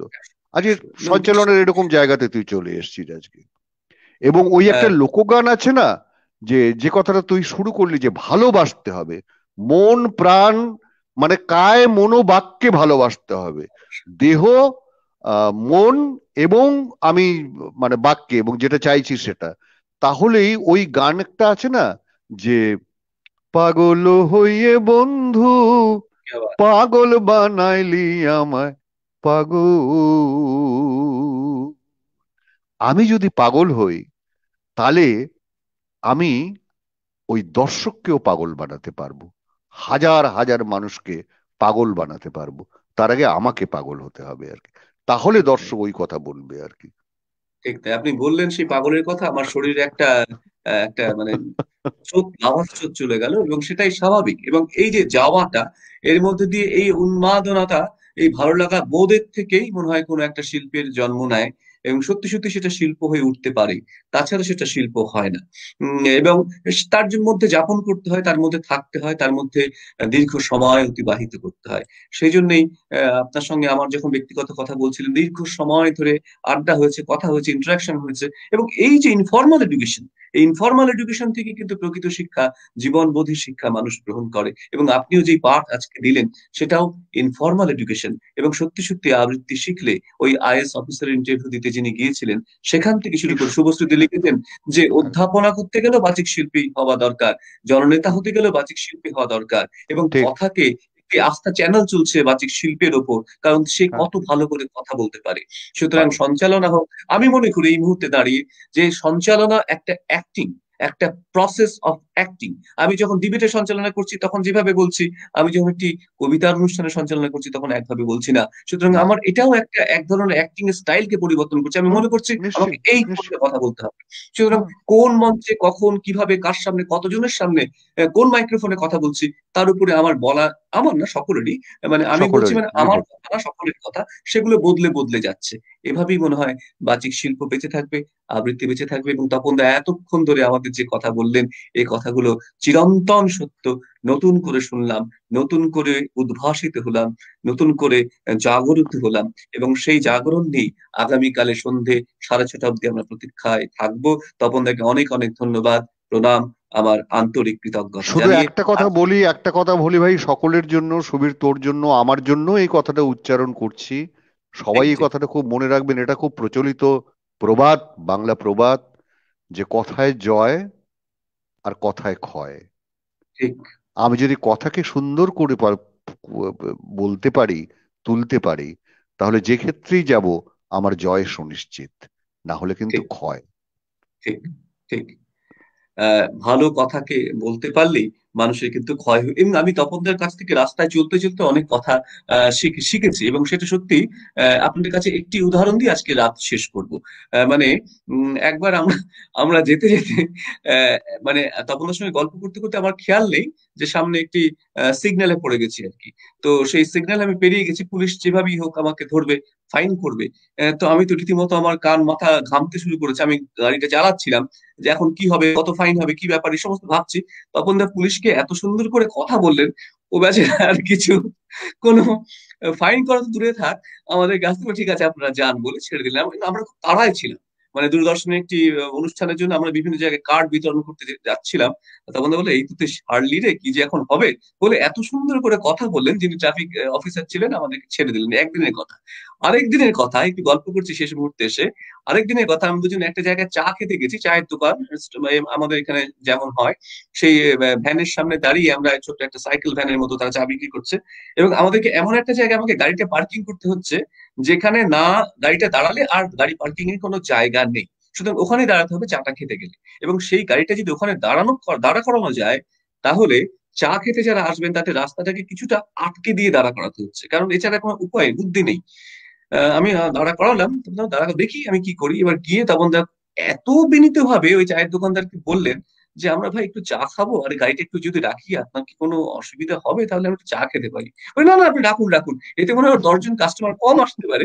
কিন্তু ওনার কথায়, তপনদার কথায় আমাদেরকে বসতে দিলেন, বেঞ্চটাকে বেশ মুছে দিয়ে চা খাওয়ালেন, এবং আমরা 8 ঘন্টা ওখানে বসে আড্ডা মারলাম, এবং তাতে কোনো অসুবিধা হয়নি। সুতরাং কথায় জয়, কথায় ক্ষয়। আমরা কথাকে দিয়ে নিশ্চয়ই ক্ষয় করব না, জয় করব। কথার জয় হোক, বাচিক শিল্পের জয় হোক, আবৃত্তির জয় হোক, সমস্ত কিছুর কথা শিল্পীর জয় হোক। আমরা শেষ করছি বন্ধুরা আজকের মতো। শুভরাত্রি। তপন থেকে আমার অনেক প্রণাম এবং আমার আন্তরিক কৃতজ্ঞতা। কিন্তু তার আগে আগামী কাল যে অনুষ্ঠান হবে সেগুলো একটু জানিয়ে রাখা প্রয়োজন। আগামীকাল 24 তারিখ এই আন্তর্জাতিক আবৃত্তি আলাপের শেষ সন্ধ্যায় আমরা আবার 6:30 হাজির হচ্ছি। কিন্তু আগামীকাল দুটি লিঙ্ক নিয়ে আমরা আসবো না, একটি লিঙ্কে থাকবো, কারণ আগামীকাল এত সময় ধরে চলবে না। আগামীকাল যে বিষয়গুলো রয়েছে তার মধ্যে আমার বন্ধু প্রতিম পারভেজ চৌধুরী বাংলাদেশ থেকে একটুখানি শুভেচ্ছা বার্তা পাঠাবেন। এরপরেও রয়েছে আবৃত্তি স্বাগতা পাল, এরপর অনামিকা সরকার শিলিগুড়ির, স্বাগতা পালও শিলিগুড়ির, সাহিদুল ইসলাম পাপ্পু বাংলাদেশ থেকে বলবেন, মিতালি বিশ্বাস শিলিগুড়ি থেকে আবৃত্তি করবেন, পিনাক পানি দেব আগরতলা থেকে আবৃত্তি করবেন। আলোচনা রয়েছে আবৃত্তি শিল্পে ছন্দ নির্মাণ উৎপল কুণ্ডু আগে বলেননি, আগামীকাল আচ্ছা বলবেন। আচ্ছা, কালকে বলবেন। হ্যাঁ, কালকে বলবেন। এবং এরপরে রয়েছে দুটি বিতর্কের বিষয়। আবৃত্তি শিল্পের বাণিজ্যিক মূল্য আদৌ নেই, এই মোশনের পক্ষে বলবেন আবৃত্তিকার আমার অত্যন্ত প্রণম্য ব্যক্তিত্ব বিজয়লক্ষ্মী বর্মন এবং কাজল সুর, এবং বিপক্ষে বলবেন আকাশ দত্ত কৃষ্ণনগরের এবং সেই সঙ্গে প্রণতি ঠাকুর। এবং এছাড়া আবৃত্তি করবেন রানা আহমেদ, আবৃত্তি করবেন বাংলাদেশ থেকে রানা আহমেদ, বাংলাদেশ থেকে পলি পারভিন, এবং সেই সঙ্গে শিলিগুড়ি থেকে পারমিতা বিশ্বাস ভট্টাচার্য। রিচার্ড সরকার বলবেন ইউএসএ থেকে, মীনাক্ষী ঘোষ মালবাজার থেকে আবৃত্তি করবেন। এরপর বিদিতা ভট্টাচার্য ইউএসএ থেকে আবৃত্তি করবেন, মিতা দাস ইউএসএ থেকে আবৃত্তি করবেন, সৌম্য প্রতীক দত্ত শিলিগুড়ি থেকে আবৃত্তি করবেন। এছাড়া রয়েছে সংঘমিত্রা ব্যানার্জি ইউএসএ থেকে আবৃত্তি করবেন, পূজা পাল চৌধুরী ইউএসএ থেকে আবৃত্তি করবেন, সামিম মহিউদ্দিন বাংলাদেশ থেকে আবৃত্তি করবেন, মৌমিতা চৌধুরী অস্ট্রেলিয়া থেকে আবৃত্তি করবেন। এবং দ্বিতীয় এবং শেষ যে বিতর্কের বিষয় রয়েছে, আবৃত্তি অবশ্যই একটি মৌলিক শিল্প, অত্যন্ত জমে যাবে এই বিতর্কটি। এবং এই বিতর্কের পক্ষে অর্থাৎ মোশনের পক্ষে বলবেন অরুময় বন্দ্যোপাধ্যায় কলকাতা থেকে, শুভশ্রী রায় নন্দী ইউএসএ থেকে বলবেন, এবং বিপক্ষে বলবেন কবি সুজিত দাস এবং দেবাশিস সেনগুপ্ত। এবং তিনি আমাদের এই দূরদর্শনের আধিকারিক ছিলেন, সদ্য অবসর নিয়েছেন। এবং সুজিত দাস অত্যন্ত ভালো একজন তার্কিক এবং ডাব্লিউবিসিএস অফিসার। এবং শুভশ্রী, আপনারা জানেন এতক্ষণ ধরে মতামত দিচ্ছিলেন, কাল শুভশ্রীকে আমরা দেখবো। অরুময় বন্দ্যোপাধ্যায় দূরদর্শন কেন্দ্র কলকাতার একজন প্রোগ্রাম এক্সিকিউটিভ। এই হচ্ছে আমাদের আগামীকালের অনুষ্ঠান সূচি। সকলে ভালো থাকুন, দেখা হচ্ছে আগামীকাল ঠিক সন্ধ্যে 6:30। আগামীকালই শেষ সন্ধ্যা। সকলে ভালো থাকুন, শুভরাত্রি। তখন থেকে আরেকবার শ্রদ্ধা, আমার প্রণাম শেষ করছি। শুভরাত্রি সবাইকে।